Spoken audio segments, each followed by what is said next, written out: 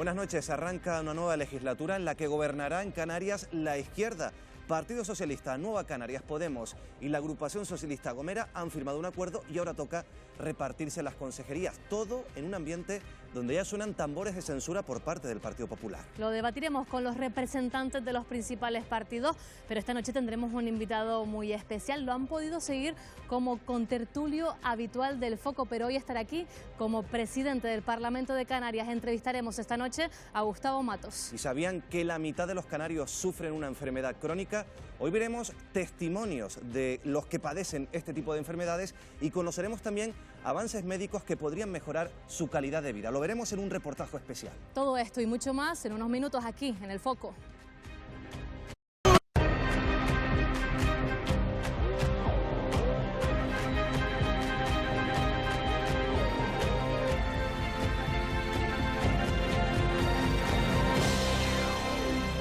Muy buenas noches. Más de 1 millón de canarios, cerca de la mitad de la población, padece alguna enfermedad crónica, dolencias como la diabetes, la cardiopatía o los problemas renales que condicionan su día a día y con las que han tenido que aprender a vivir. Hoy les ofreceremos un reportaje especial en el que veremos cómo afrontan sus tratamientos y cómo también los avances médicos ayudan a mejorar su vida. Hoy en El Foco, crónicos.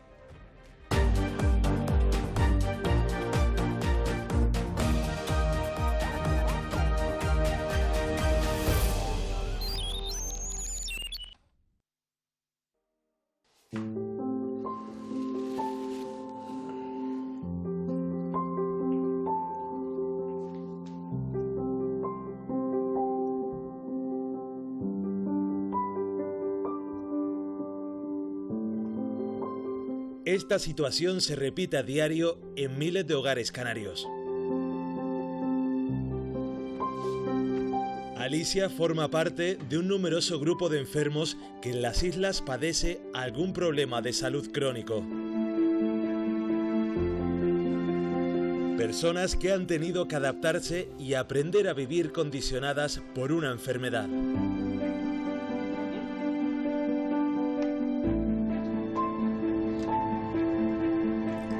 Pero, ¿cómo se vive así?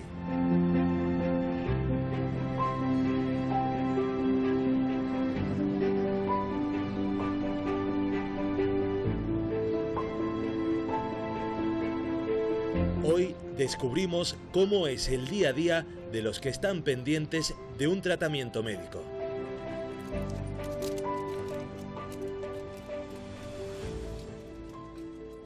Más de 1 millón de personas en Canarias sufre una enfermedad crónica, nada menos que la mitad de la población. Acudir a un hospital y vivir con una pauta médica se ha convertido en parte esencial de su existencia. Hoy conocemos a aquellos que padecen de diabetes, del corazón, del riñón, de las alergias, canarios que han tenido que aprender a vivir con su enfermedad, sortear sus obstáculos y adaptarse a ella para tener una vida lo más normal posible. Hoy conocemos a quienes son crónicos. Yaisa es una madre cuya hija de 4 años sufre una enfermedad crónica desde que nació. Es alérgica a la proteína de la leche de vaca. Su ingesta podría provocarle la muerte. Tan solo con el hecho de tener contacto en una dosis mínima puede ocasionarle dicho shock anafiláctico. De hecho, mi hija sufrió uno que fue con 11 meses. Se le hincharon los labios, se le hincharon los ojos, se le hincharon las orejas. Y bueno, eso unido a mi nerviosismo, pues no me ayudó para poderla asistir como debería haberla asistido, que era en ese momento preciso el uso y administración de la adrenalina, que lo que hace es dilatarle un poco lo que es las vías respiratorias para que la niña vuelva en sí y pueda recuperar parte de su respiración normal. La niña tiene ahora mismo 4 años. ¿Vives con miedo? Sí, vivo con miedo. Es un miedo que está ahí, es un miedo permanente, pero en ninguno de los casos es un miedo obsesivo. Es un caso de muchos. Canarias es una de las comunidades autónomas con mayor prevalencia de patologías crónicas. Hay diagnosticadas más de 3 millones de estas enfermedades porque muchos isleños padecen varias a la vez. Según la OMS, las enfermedades crónicas son patologías de larga duración y por lo general de progresión lenta. Y ¿Cuáles son las enfermedades crónicas que más se padecen en Canarias? Dentro de las enfermedades que mayor peso tienen en Canarias está la diabetes, la retinopatía, la enfermedad arterial periférica, la enfermedad renal, la insuficiencia cardíaca, digamos que son las enfermedades que mayor peso y sobre todo que mayor asistencia requieren. ¿Qué impacto tienen sobre los pacientes? Si bien es cierto que hay una enfermedad crónica, con un buen tratamiento, con un buen diagnóstico, el paciente se integra. Y muchas veces la enfermedad, aunque parezca mentira, desaparece. Pero hay muchos enfermos que han sido estudiados, tratados, pues su enfermedad remite y puede estar años asintomático. Hay otros que no. Pues bueno, tienen que tomar una medicación de modo regular. Crónico no implica que haya que separar la sociedad. Significa que se puede integrar perfectamente en la sociedad. La diabetes es una de las enfermedades crónicas más comunes. Canarias es, junto a Andalucía, la comunidad autónoma con mayor prevalencia de España.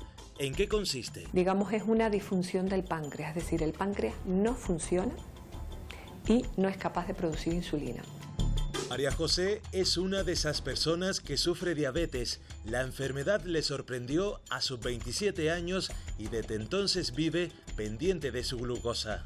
Bueno, en el año 2000 empecé a sentirme mal en un momento determinado, después de un día duro de trabajo y de mucho estrés, y cuando ya me dirigí a mi médico de familia y durante cierto tiempo intentamos ver cómo se comportaba la glucosa en mi sangre. En ese inicio, el tratamiento, como debe de ser en todo diabético, es unas pautas de nutrición, ¿vale? El ejercicio moderado. Empecé con los controles con el glucómetro, que yo lo llamo, que es el aparato que va midiéndote la glucosa, y para ir viendo cómo se comportaba mi cuerpo durante determinadas horas al día. Según la encuesta nacional de salud, casi el 8% de la población adulta es diabética diagnosticada, un porcentaje que aumenta en el caso de las islas, lo que se traduce en que más de 200.000 canarios son diabéticos.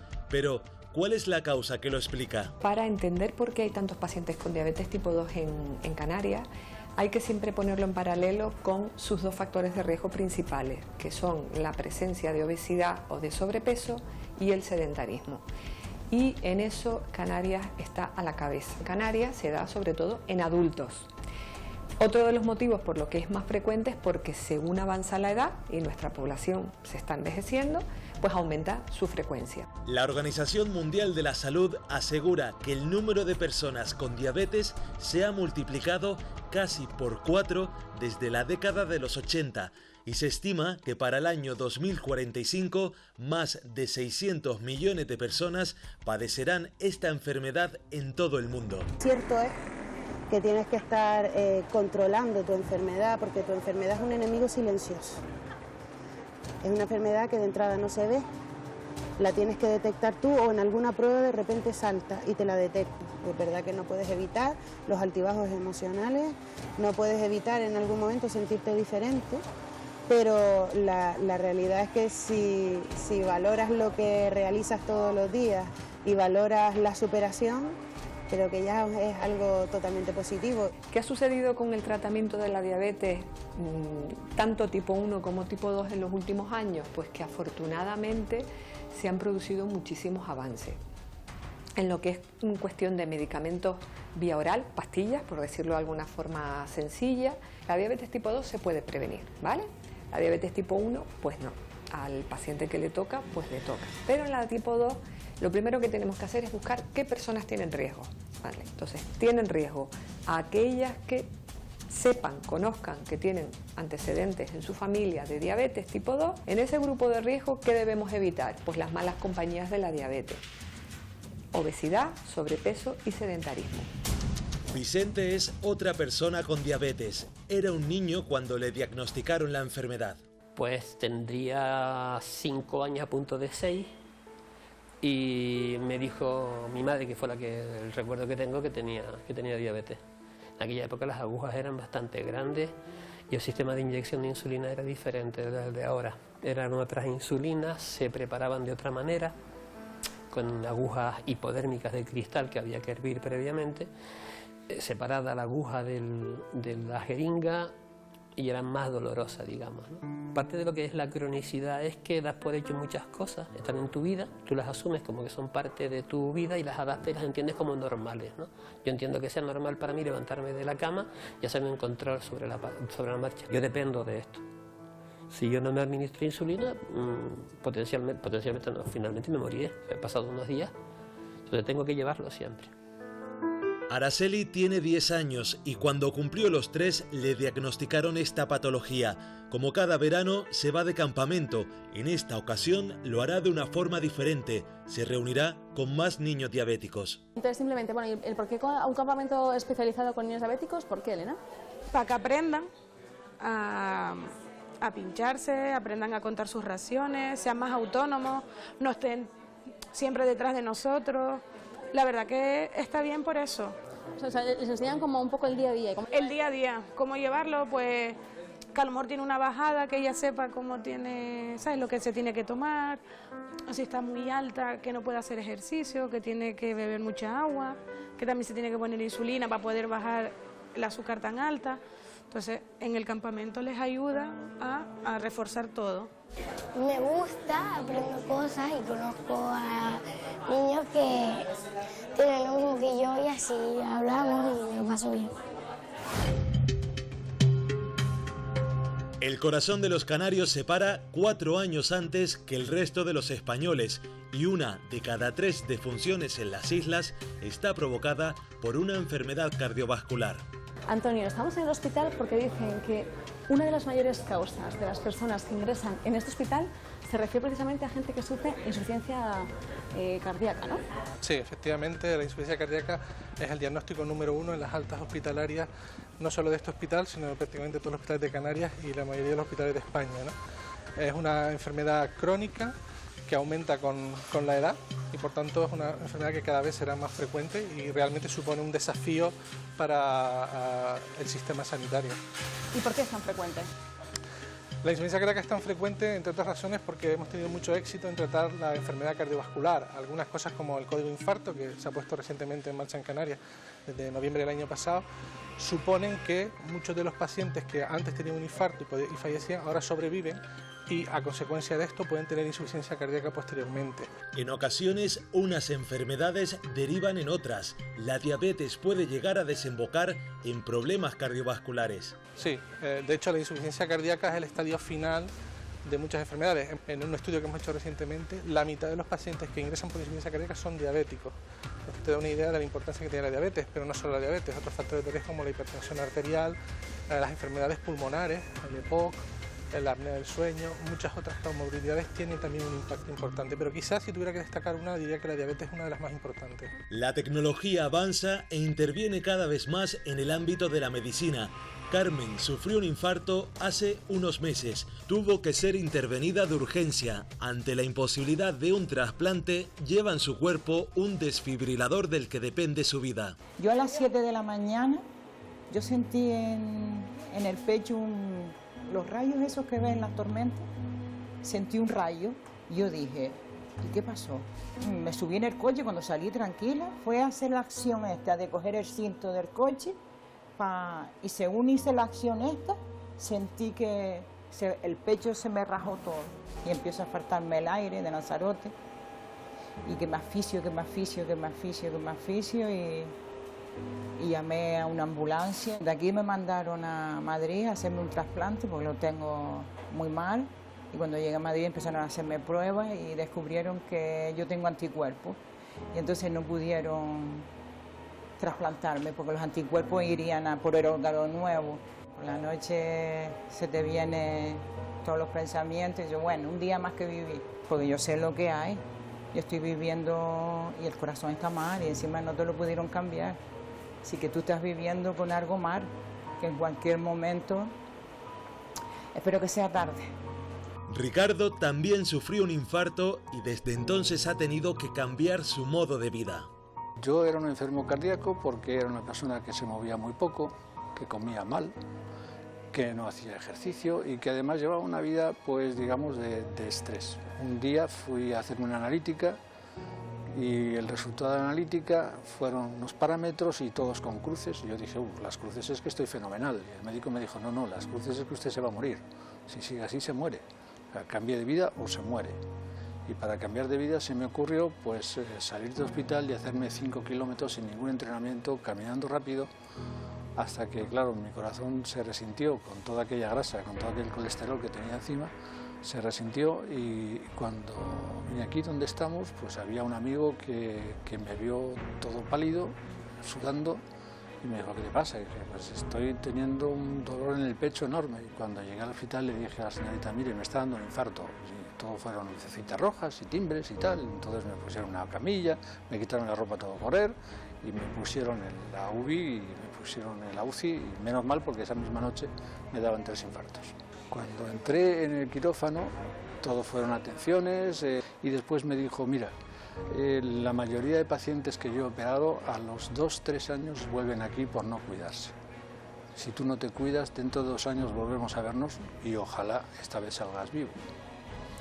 Entonces me dije, bueno, tienes que cuidarte, tienes que cambiar de vida, tienes que cambiar tus hábitos, y empecé a plantearme seriamente el cambiar de vida. De 150 bajé a 90 kilos y estoy hecho otra persona. Fue el infarto también una manera de decir, definitivamente tengo que cambiar mi estilo de vida. Fue una circunstancia en que la vida te cambia, todos los valores se trastocan, ves los verdaderos valores de la vida y das más importancia a lo que verdaderamente vale, la familia, tu mujer, tus hijos.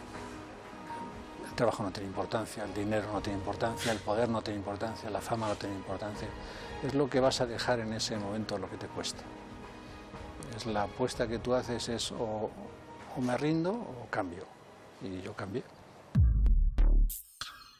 El avance médico va ligado a la tecnología.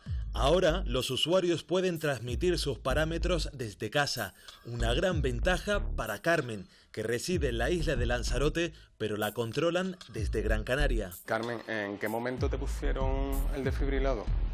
¿En qué mes? Noviembre. Pues nosotros tenemos la opción de, con el comunicador que te vas a llevar para casa, que pueda mandar la información y nosotros revisarla a través del ordenador, la podemos revisar aquí en consulta. Ella es de Lanzarote, este aparato lo que hace es se conecta con su dispositivo y nos manda la información a nosotros, va primero a un servidor web seguro y nosotros lo rescatamos a través de un acceso nuestro del hospital. Yo te lo dejo ya preparado, solo para que lo dejes enchufado a la red. No lo tienes que conectar ni a internet, ni a wifi, ni a nada. Tiene su propio sistema de transmisión, transmite como un teléfono móvil. Adrián lleva un marcapasos desde que tenía 2 años. Ahora, gracias a la tecnología, ha mejorado su calidad de vida. Por ahora sale que todo está bien.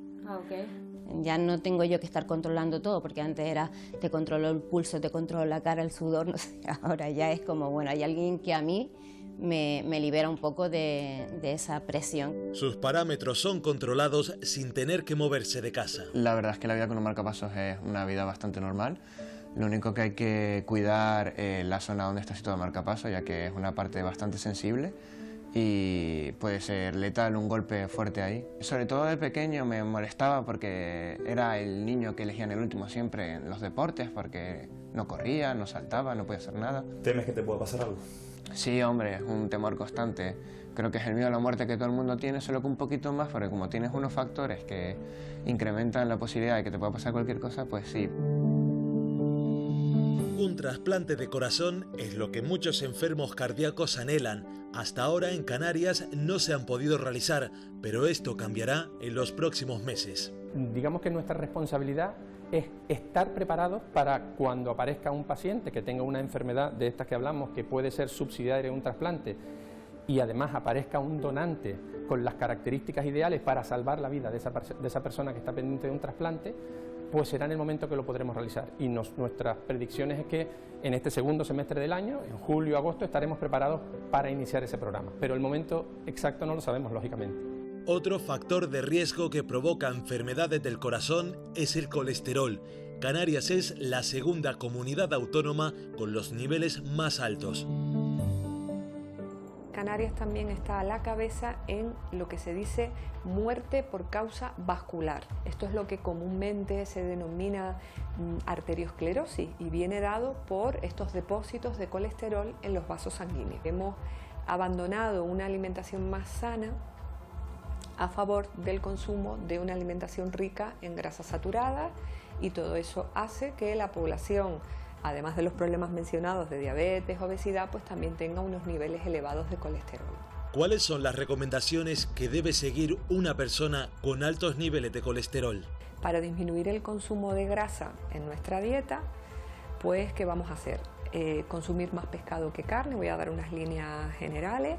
Los fritos los vamos a eliminar totalmente, y todo lo que sea bollería industrial, ahí es donde están unas grasas malas que se llaman trans, y todo lo que sea cremas, nata, flanes, salsas, todo esto lo eliminamos. Vamos a abusar sobre todo de frutas y verduras. Y hay más enfermedades crónicas. Canarias es una de las regiones españolas con mayor prevalencia de patologías renales. Unas 180.000 personas en las islas conviven con ellas.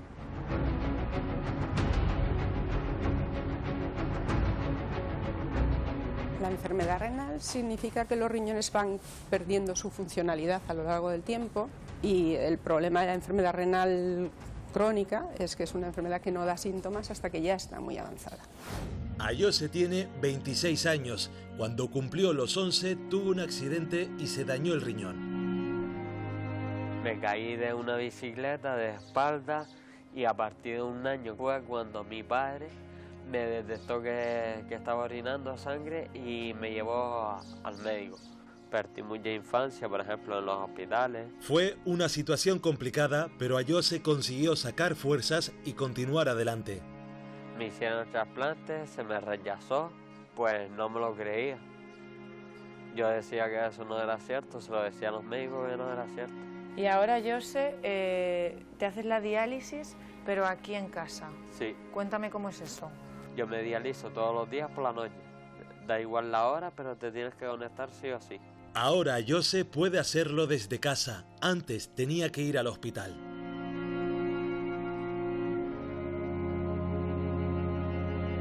Una situación similar a la de Jorge, otro enfermo crónico. Antes tenía que acudir al hospital 3 veces por semana. Desde que fue trasplantado, su vida ha dado un cambio radical. Te dijeron, ¿es posible hacer un trasplante? ¿Cómo fue? ¿Qué pensaste en ese momento? No tuve dudas en ningún momento. Lo tenía claro, tenía pensado trasplantarme y esperaba en que ese momento llegase. Después de ese trasplante, ¿cómo ha sido todo? ¿Ha mejorado? Muchísimo, muchísimo. Tienes otra calidad de vida, se te van los cansancios. O sea, podríamos decir que tú ahora mismo llevas una vida normal. Sí, una vida normal, siempre cuidándome. No puedo hacer esfuerzo, tengo una fístula que tengo que cuidar siempre, que eso es lo que te ayuda a hacer una diálisis con las máquinas. Te cansas un poquito, pero bueno, no tiene nada que ver a lo que es anterior al estar trasplantado. Antonio, de momento, no ha tenido la misma suerte que Jorge. Espera con ansia un trasplante de riñón, pero por ahora no ha encontrado uno compatible. Yo empecé con esta enfermedad desde los 21 años, pero empecé en diálisis por primera vez a los 25. Llevo unos 15 años en lista de espera para un nuevo trasplante, pero no aparece. Son muchos pacientes y no todo el mundo no lo lleva bien. Yo estoy aquí 3 veces en semana, los lunes, miércoles y viernes. En mi caso tengo 4 horas y cuarto.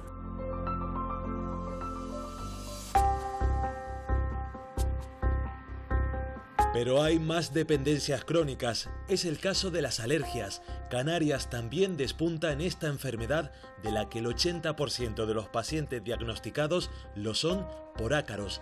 ¿Cómo podemos comprobar si padecemos algún tipo de alergia? Pruebas más elementales para el diagnóstico de las enfermedades alérgicas, en este caso las enfermedades alérgicas respiratorias.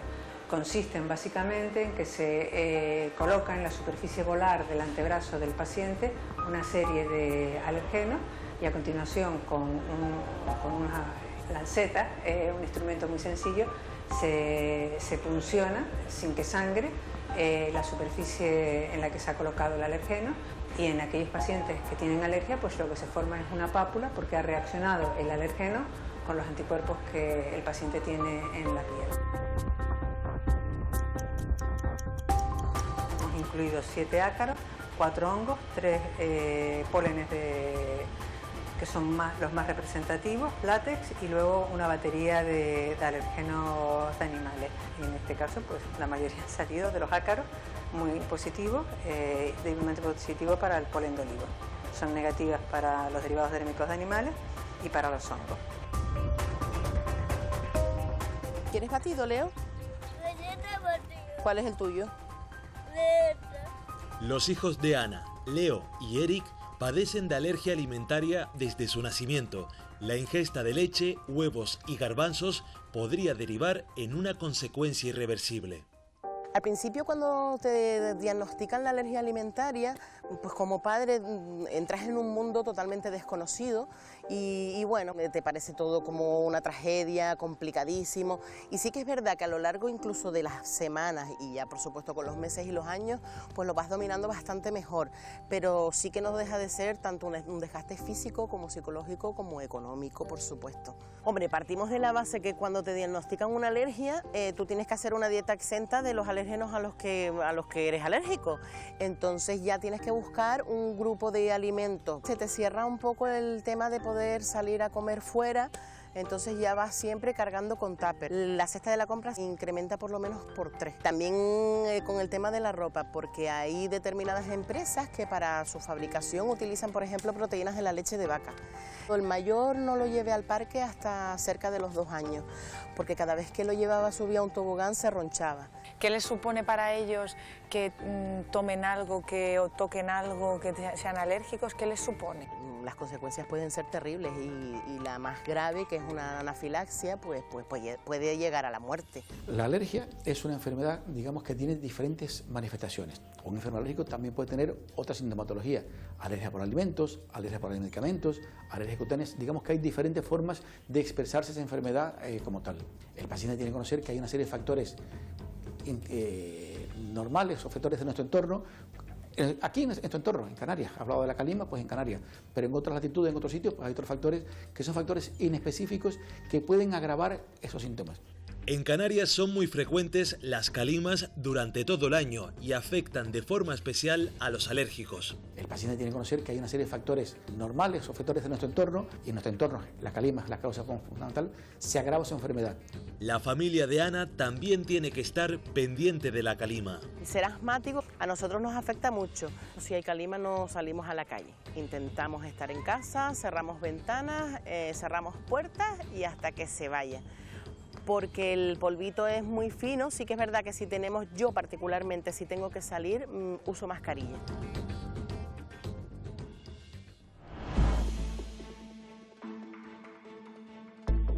Otra de las patologías crónicas tiene su epicentro en el dolor. Afecta a 1 de cada 5 canarios. Según la encuesta nacional de salud, en las islas hay 200.000 personas que sufren dolor crónico cervical y más de 280.000 padecen dolor lumbar. En primer lugar, el más frecuente es el dolor lumbar crónico. Luego vienen otras enfermedades como la artrosis, también existen otras cosas de dolor crónico también muy prevalente, que es la fibromialgia. Los cuadros que son crónicos afectan sin ninguna duda a la vida, sobre todo si es un dolor intenso. En general en medicina, cuando un dolor es sobre todo nocturno, es un dolor que interfiere con la vida diaria, ya es un dolor incapacitante, son limitantes para la vida diaria. Cualquier cosa que yo haga me canso. Candelaria sufre fibromialgia. Tiene 66 años y es una de las 70.000 personas que la padecen en las islas. ¿Cómo es el día a día de estos pacientes? ¿En qué momento se te diagnosticó a ti esta enfermedad? En el 2005 se me diagnosticó. ¿Y qué pasó cuando? ¿Qué ocurría? ¿Te dolía? Pues tenía muchos dolores en los brazos, los músculos, el cuello, la espalda. No podía dormir, me dolían las piernas. Y entonces mi doctora me mandó al reumatólogo. Y el reumatólogo me hizo unos análisis, unas pruebas y me tocó los puntos que hay sensibles y entonces me diagnosticó que yo tenía fibromialgia. ¿Pero cómo era ese dolor? ¿Como punzante? Es como si fuera punzante, como si te estuvieran clavando 1000 cuchillos ahí o agujas. Es muy doloroso. Es que no sabía ni qué es lo que era, la verdad. En el brazo, los dolores daban miedo y chillaba. ¿Alguna vez, Candelaria, has tenido tanto dolor que ni siquiera has podido moverte del sofá, de la cama? Sí. Ni he podido levantar el brazo. Ni me podía comer, ni me podía vestir, ni me podía peinar. ¿Y tú cómo te sentías? ¿Sentías impotencia? Mal, llorando. La enfermedad no, tan pronto no va a poder conmigo. En Canarias, el dolor crónico supone el 40% de las consultas de atención primaria. ¿Cómo podemos prevenir estas patologías? A ver, en principio, hábitos saludables de vida. Tener una alimentación sana, hacer ejercicio de forma regular. Puede ser muy sencillo, puede ser simplemente caminar por un terreno llano de forma regular. Se dice que por lo menos 3 o 4 días por semana. Para hacer frente al dolor intenso, se ha creado una unidad específica, la conocida como Unidad del Dolor. En esta unidad atendemos unos 1.500 pacientes nuevos anuales y le hacemos un seguimiento a su vez a otros 3.500 habitualmente. A base de medicación especial o a base de diversas técnicas les ofertamos pues la posibilidad de mejorar de su dolor crónico. La población en general y sobre todo la población canaria tiene un ritmo de envejecimiento importantísimo. Cada vez somos mayores, más susceptibles al dolor y entonces cada vez tenemos más pacientes en este tipo de unidades. Las patologías crónicas tienen otros protagonistas, los que ofrecen su apoyo para hacerlas más llevaderas. Es el caso de enfermeras como Pilar, que pasan horas y horas con los enfermos. La verdad que nos convertimos en familia, los vemos con mucha frecuencia y nos metemos hasta en su casa, con lo cual pues compartimos mucho con ellos. Lo que ellos necesitan es ser escuchados. A veces necesitan más eso que le mandes una pastilla. El enfermero es tu mayor o enfermera es tu mayor aliado contra la lucha de esta enfermedad, el seguimiento que hacen y los profesionales que están investigando sobre el tema. El apoyo psicológico también se convierte en esencial para hacer frente a estas enfermedades.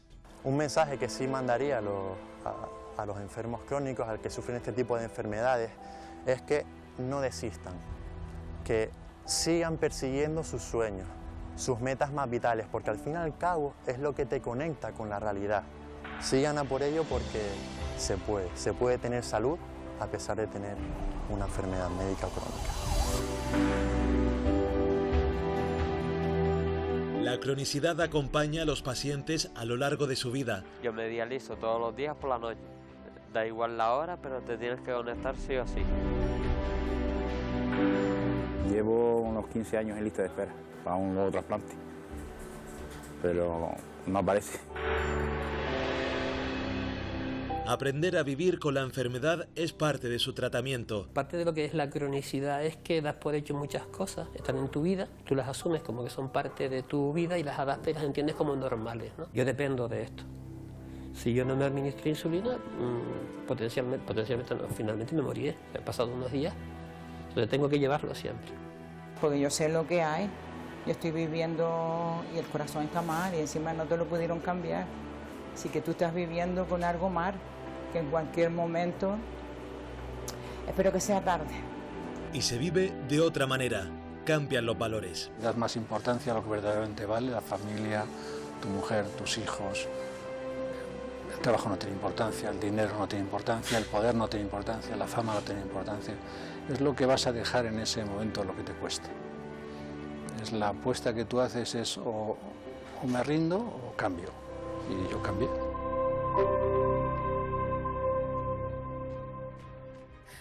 Ya lo han visto, convivir con una enfermedad crónica no es nada fácil. Lo que sí se puede hacer es que el día a día no esté tan condicionado por ella. Pasamos directamente a presentar a los contertulios que nos van a acompañar esta noche aquí en El Foco. Paco Pomares, ¿qué tal? Muy buenas noches. Muy buenas noches.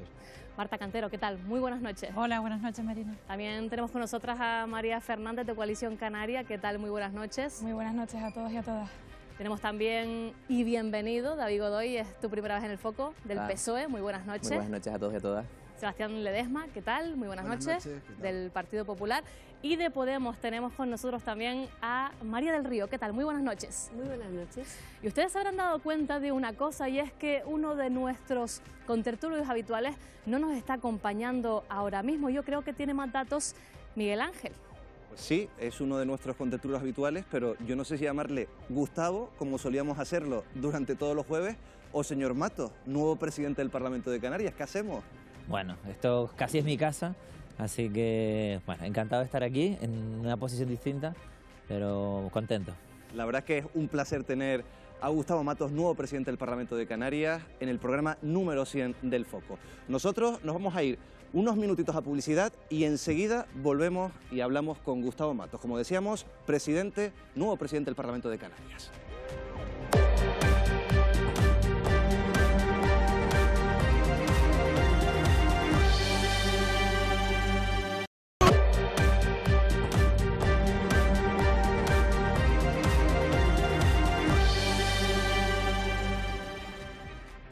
Ya ha comenzado la 10ª legislatura en Canarias. El pasado martes se constituía el nuevo Parlamento y podíamos ver en ese momento cómo era el nombramiento del nuevo presidente de la Cámara Regional. Este era el momento en que se elegía a Gustavo Matos. El candidato elegido para ocupar la presidencia del Parlamento de Canarias en su 10ª legislatura es el señor don Gustavo Adolfo Matos Esposito.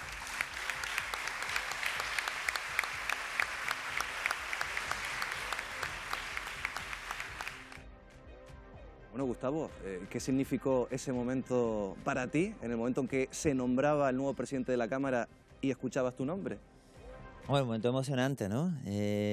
La verdad es que ocupar un cargo de responsabilidad como es este, que es estar al frente del Poder Legislativo, pues para alguien que le gusta tanto la política como a mí y que además le gusta el parlamentarismo, pues es un reto, una ilusión y un momento muy bonito además porque independientemente de las cuestiones políticas, de los votos de los grupos, la verdad es que bueno, recibí un cariño, yo creo que sincero, por parte de muchos diputados y diputadas de otros grupos parlamentarios, no solo del mío. ¿Se esperaba ser presidente? Porque es verdad que hubo quizás dudas, estaba Teresa Cruz también como candidata, pero por esa ley de paridad, al final fue una decisión de última hora. Yo no sé si se la esperaba o no.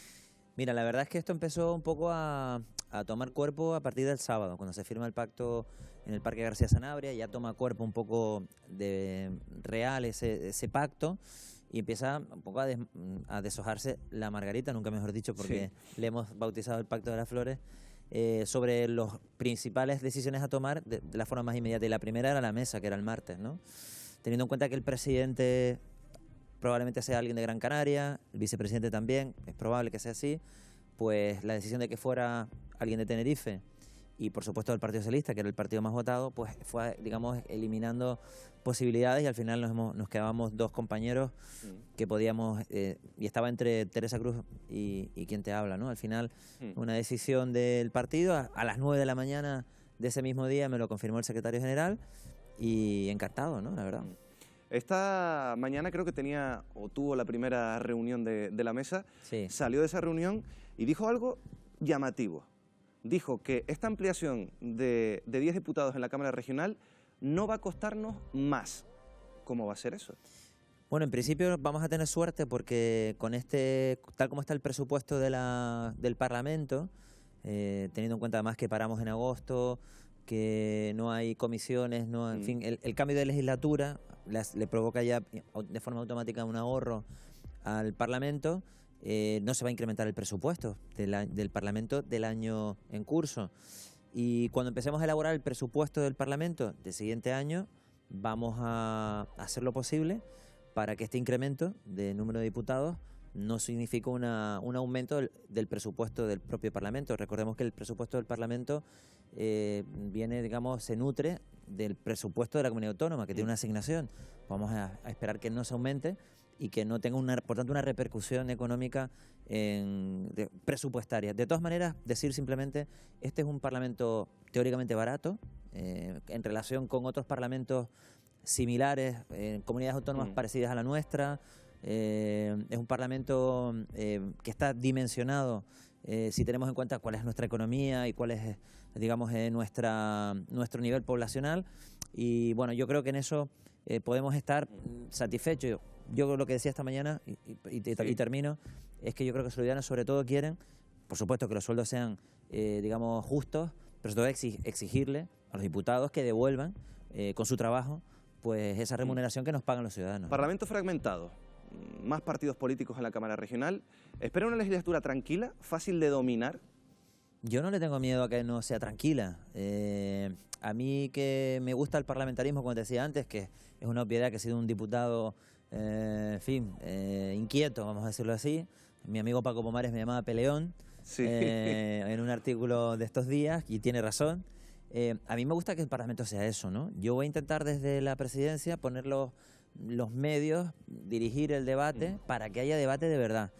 Que no está reñido luego con la capacidad de llegar a acuerdos, creo que no está reñido. Yo decía que esta legislatura se parece mucho a la del año 82, luego si quieres te explico por qué. Y eran épocas donde los debates dialécticos eran muy potentes, pero luego eran capaces los diputados de aquella época de saber llegar a acuerdos. Yo creo que tenemos que recuperar un poco ese estilo, ¿no? Hablábamos de una legislatura que tiene por delante, que puede ser tranquila o no, que puede ser pues tensa o no. Lo cierto es que llega usted a ese puesto. Ya no sé si decir tú o usted, Gustavo, ya me vas a perdonar, voy cambiando. Pero bueno, llegas al puesto por ese pacto de las flores. ¿Ves un pacto estable? Porque ya están sonando hasta sonido de censura. El Partido Popular está hablando de censura en otoño.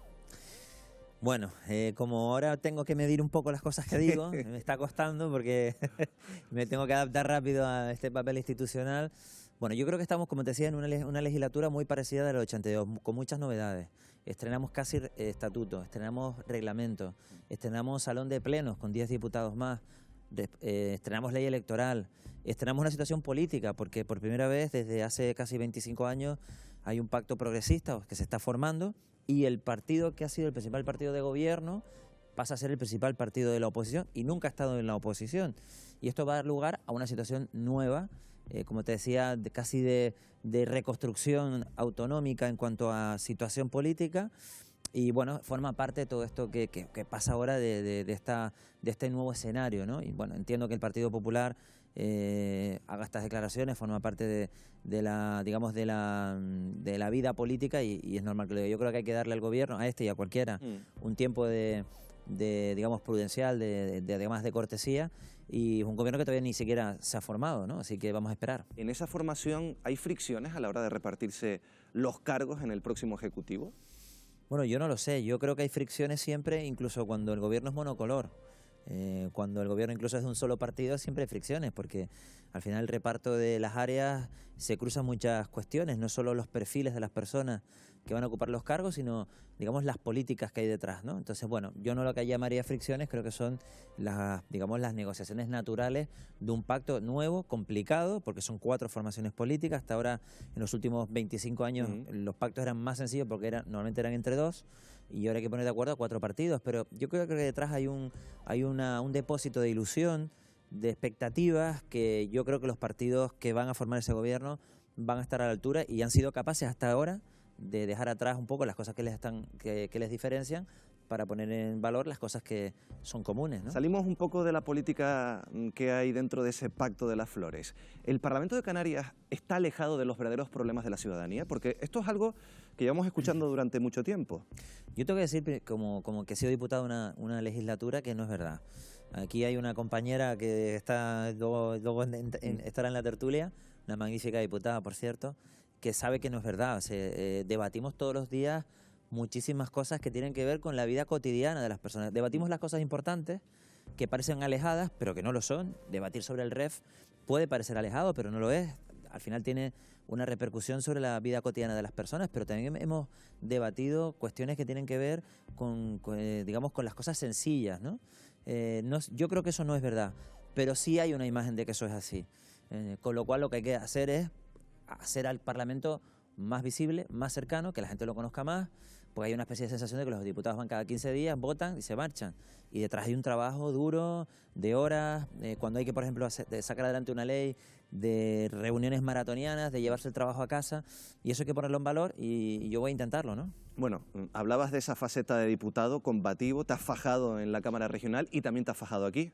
A mí me ha costado pararte alguna vez, pero has tenido duelos importantes y has tenido un duelista que lo tenemos aquí sentado esta noche, Sebastián Ledesma, del Partido Popular, en el que has tenido algún que otro tira y afloja. Sebastián hoy tiene una pregunta para ti, Gustavo. A ver qué te parece. Adelante. nada, primero que nada felicitar a Gustavo, ¿no?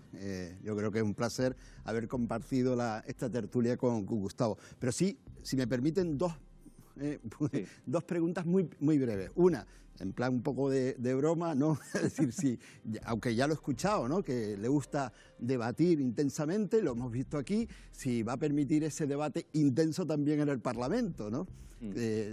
Parecido a los debates que hemos tenido en el Foco, ¿no? La primera, venga.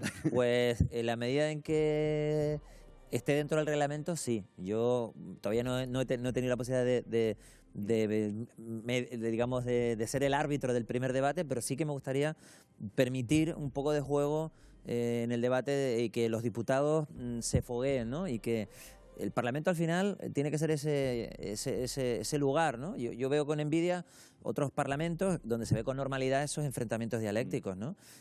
Bueno, no hace falta irse muy lejos, pero bueno, la Cámara de los Comunes, la Cámara de los Lores, o parlamentos británicos, o el propio Congreso de los Diputados, aunque a veces se han perdido la forma en las últimas legislaturas, pero bueno, lo voy a intentar fomentar. Vamos a ver si los diputados y las diputadas hacen caso. En fin, aceptan el reto, ¿no? Segunda, venga. Y una cuestión mucho más en serio, que es verdad que a los ciudadanos les preocupa, ¿no? Es decir, es increíble, porque una de las preguntas, la primera que le han preguntado a Gustavo es el tema del dinero, ¿no? Va a suponer un mayor presupuesto, pero vamos a ser capaces en el Parlamento de Canarias de trasladar a los ciudadanos ese trabajo, es decir, que esa remuneración esté perfectamente justificada con el trabajo que realizan, o vamos a seguir percibiendo los ciudadanos que realmente no se corresponde el dinero que perciben con el trabajo realizado. Bueno, yo en esto... Gracias, Sebastián. Gracias, Sebastián. Vamos a ver, en esto yo creo que tenemos que tener un cierto... y contribuir también a un cierto grado de madurez democrática. Nos podemos permitir como sociedad tener un parlamento al nivel del social y estatus económico y al nivel de desarrollo que tiene nuestra tierra. Además, la política no puede ser solo para ricos o para gente que no tiene dónde ir, ¿no? Tiene que ser lo suficientemente atractiva también para que profesionales, para que gente con, digamos, con carreras de investigación o universitarias, pues les sea atractivo venir al Parlamento. Creo que eso tenemos que asumirlo como sociedad y asumir ese grado de madurez. Yo creo que si al final le preguntamos a la gente... Obviamente no puede haber una cosa que sea un escándalo, ¿no? Pero sobre todo lo que quieren es exigir trabajo, ¿no? Y que no haya un diputado que no haga una pregunta en toda una legislatura. Bueno, yo creo que eso es lo que hay que exigir. Obviamente hay que dar una pensada a todas las remuneraciones, porque al final estamos en una tierra donde tenemos unos niveles de desempleo, unos niveles de paro, y claro, nos miran hacia el Parlamento. Y termino con una cuestión. Los diputados, al fin y al cabo, todos los conocemos, o casi todos, se presentan en unas elecciones, su patrimonio está publicado, se le puede seguir su trabajo, qué hace, qué no hace. Yo lo cambio por 10 asesores en el gobierno de Canarias que nadie sabe quiénes son, no les ha votado nadie, cobran más que un diputado y le cuestan a los ciudadanos más dinero, ¿no? Así que en no sé por qué a veces no se pone el foco, no tanto en el Poder Legislativo y en el Ejecutivo, donde hay un ejército de altos cargos que no se han presentado en ninguna elecciones, ¿no? Una última cuestión, ¿cuándo va a ser la sesión de investidura? No los puedo saber porque depende un poco de la dinámica de los grupos. Tenemos de plazo hasta el martes para que los grupos registren sus escritos para formar los grupos parlamentarios. A partir de ahí podré iniciar la ronda de consultas. Espero poderla iniciar el jueves de la próxima semana. A partir de ahí, si las cosas van bien, yo creo que entre la mitad de la siguiente podemos tener sesión de investidura y nuevo presidente. Bueno, 4 años por delante. Gustavo Matos, enhorabuena por ese nuevo puesto, presidente de la Cámara Regional. Lo cierto es que ahora no vas a tener a nadie que te regule tus intervenciones. Estarás disfrutando. Bueno, paso de ser lateral izquierdo a árbitro. No sé si, lo haré. A ver si te vas a alargar en alguna de estas sesiones. Bueno, te van a tirar de las orejas. Quiero agradecerle a todos los trabajadores y las trabajadoras del Foco, desde los cámaras, maquillaje, a ti, a las presentadoras, a la gente que está arriba. Ha sido un tiempo fantástico, me tengo que bajar de la arena durante un tiempo, pero les quiero dar las gracias. Me lo he pasado muy bien, espero que ustedes también, y ha sido una experiencia fantástica. Muchas gracias, Gustavo, y suerte en estos 4 años. Muchas gracias. Bueno, nosotros ya lo han visto, esta semana ha estado llena de noticias, sobre todo con ese inicio, Marina, de la 10ª legislatura autonómica. La 10ª legislatura ya ha comenzado a andar en Canarias. Los 70 diputados que conforman el nuevo Parlamento prometieron o juraron sus cargos este martes. La próxima vez que se reúnan lo harán el próximo miércoles para la apertura solemne de la Cámara y unos días después para investir al próximo presidente del Gobierno regional. El socialista Ángel Víctor Torres será quien encabece ese ejecutivo en virtud del acuerdo firmado con Nueva Canarias, con Podemos y Agrupación Socialista Gomera. El llamado Pacto de las Flores se marca como prioridad la lucha contra la pobreza y contra la exclusión social en las islas. De hecho, entre sus principales medidas está impulsar de manera urgente y por ley una renta de ciudadanía para sufragar los gastos básicos de los más vulnerables, además de propuestas en materia de sanidad y educación para reforzar ambos servicios básicos. El gobierno cuatripartito se propone la creación de empleo de calidad, elaborar un plan integral de vivienda y otro de lucha contra el cambio climático. Entre los asuntos más polémicos está el relacionado con los impuestos, porque el próximo Ejecutivo también recoge una reforma para mejorar la progresividad fiscal. Asimismo, se estudiará crear una tasa turística en las islas, como ya existe en otros destinos. Bueno, estos son algunos de esos principales ejes del pacto cerrado por el cuatripartito, el Pacto de las Flores. Lo primero esta noche va a ser preguntarles o pedirles una valoración, 20 segundos a los invitados de esta noche para valorar ese Pacto de las Flores. ¿Cómo lo ven, Paco? 20 segundos. Hombre, yo creo que habrá que esperar para valorarlo, a ver cuáles son los resultados que obtienen, ¿no? Es decir, cuando se plantea qué tipo de criterio establecer sobre un pacto que no ha empezado todavía a funcionar, bueno, en principio hay que hacer como en la mili, ¿no? Suponerles el valor y esperar que cumplan con lo que han prometido a los ciudadanos, ¿no? Que es un catálogo muy amplio. Marta. Bueno, en principio es un pacto, digamos que en precario en el sentido de que son 36 diputados, no tiene una estabilidad muy amplia y con 4 partidos dentro, con sus tensiones y todo imprescindibles y necesarios. Yo pienso como Paco, es la acción de gobierno la que nos va a poder juzgarlo de una manera u otra. En principio hay que darles toda la confianza para que saquen adelante sus políticas y acierten. María, 20 segundos, venga. A priori igual se le desea la mejor de las suertes porque de ello depende el futuro de los canarios y canarias, ¿no? Y todos los que venimos aquí venimos por el bien de todo ello. Pero sí que es cierto que ya no se ponen muy de acuerdo con esas medidas de estrella que tienen y esperemos que lo consigan, ¿no? Por el bien de todos. David, ¿cómo valoras el pacto? La primera prueba que hemos tenido de este pacto ha sido la constitución del Parlamento y la elección de la nueva mesa que dirigirá este Parlamento. Se ha demostrado con la elección de la mesa que es un pacto sólido y que va a trabajar por Canarias, y ante los augureros que dicen que las primaveras traen alergia, nosotros decimos que en el otoño verán cómo este pacto de la Flores no se le cae ni una sola hoja. Ahora lo hablaremos, eso de las alergias. Sebastián, 20 segundos. Yo sigo diciendo de que lo veo muy poco estable.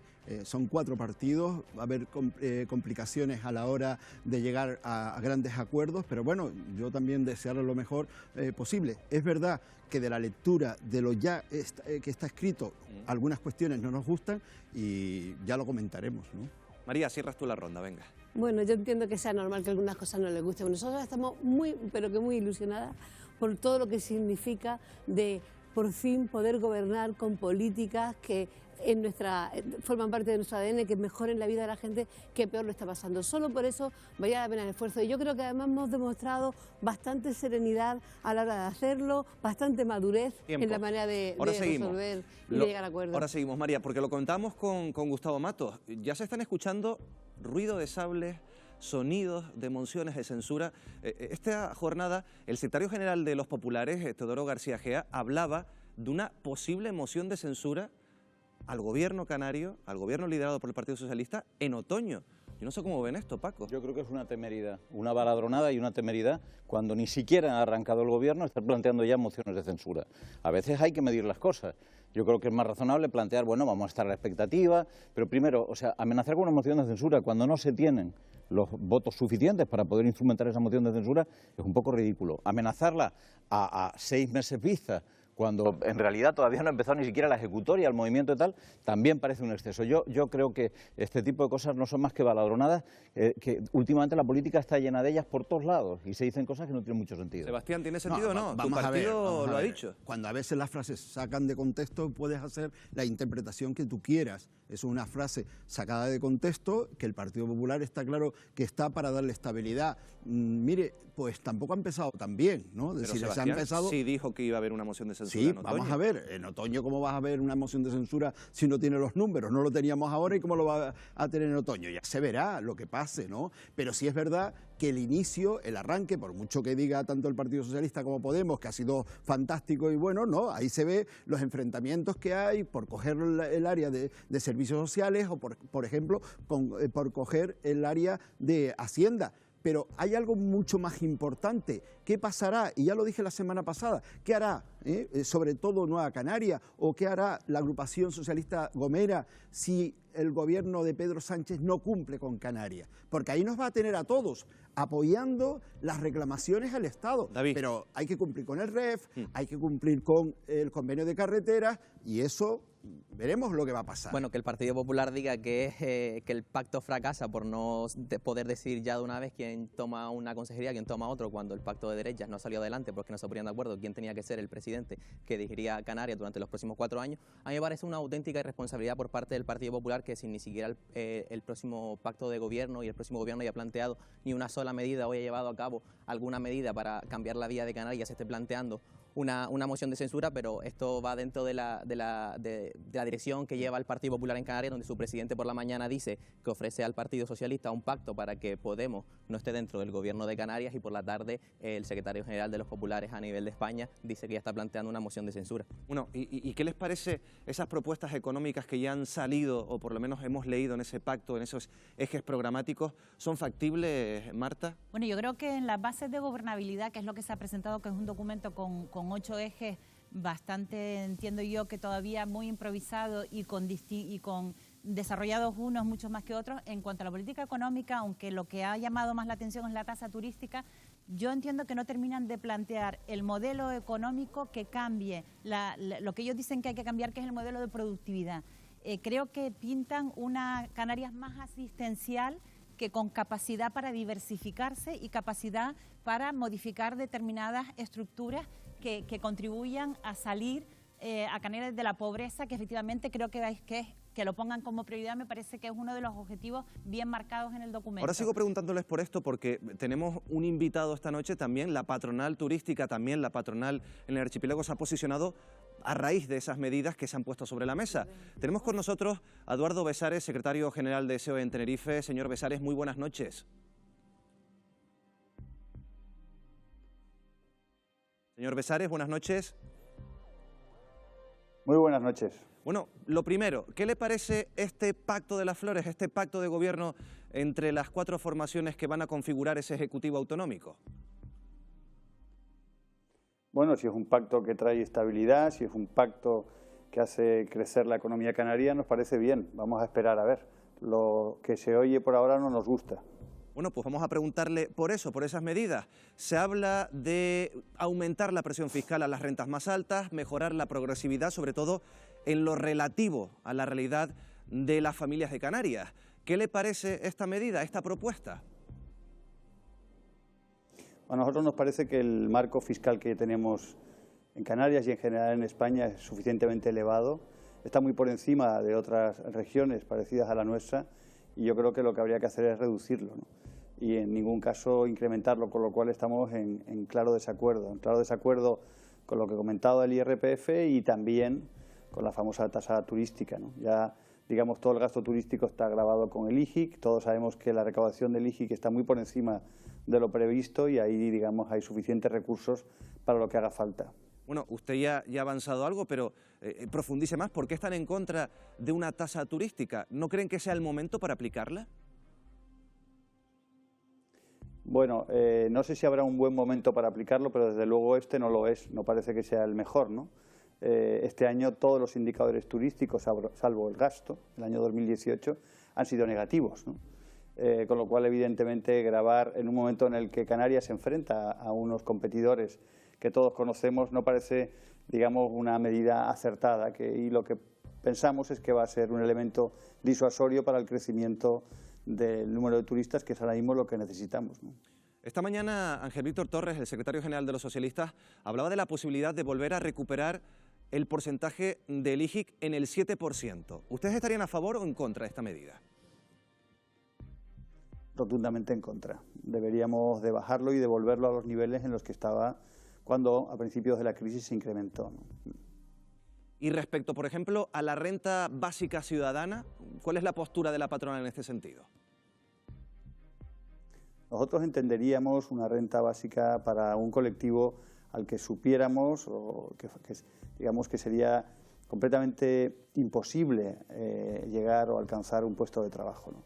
Más allá de eso, nos parece que, de nuevo, es algo que va a desincentivar la productividad en Canarias, que este año, por ejemplo, pues ha vuelto a caer. La economía ha crecido más que el empleo, ¿no?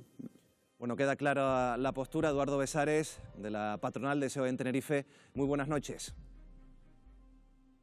Buenas noches, gracias. Bueno, María, ¿qué te parece la postura de la patronal? Muy crítica con estas medidas. Bueno, y además, tal como le hacen las preguntas, casi que no voy a responder otra cosa. Estaban como muy dirigidas, bueno, pero le he bien. preguntado por las cuestiones. Claro, no, es que es normal. Estamos hablando, y además también muchas veces yo creo que hay mucho más miedo. Fíjense, lo de la renta ciudadana, que está en el artículo 24 del Estatuto de Autonomía, que es una obligación que tenemos que hacer. Hay 9 comunidades autónomas de todos los colores que la tienen. Está en Euskadi, está en Castilla y León, está en una serie. Es decir, de verdad, no se preocupen, que no nos comemos a los niños, ni somos unos demonios sin cabeza, que estemos pensando que vamos a destrozar la política de Canarias, que no. Es decir, que es que lo que estamos haciendo es muy normalito y se trata algo, un paso superior a la PCI, que además no solamente no va en contra del trabajo, sino todo lo contrario. Fíjense, ahora mismo hay gente que cobra la PCI y cobra 400 euros y si le ofrecen un trabajo mañana de 3 horas que va a cobrar 400, no lo coge porque dice 400 por trabajar, 400 por no trabajar, me quedo con esto. Sin embargo, hablamos de que esta sea complementaria, con lo cual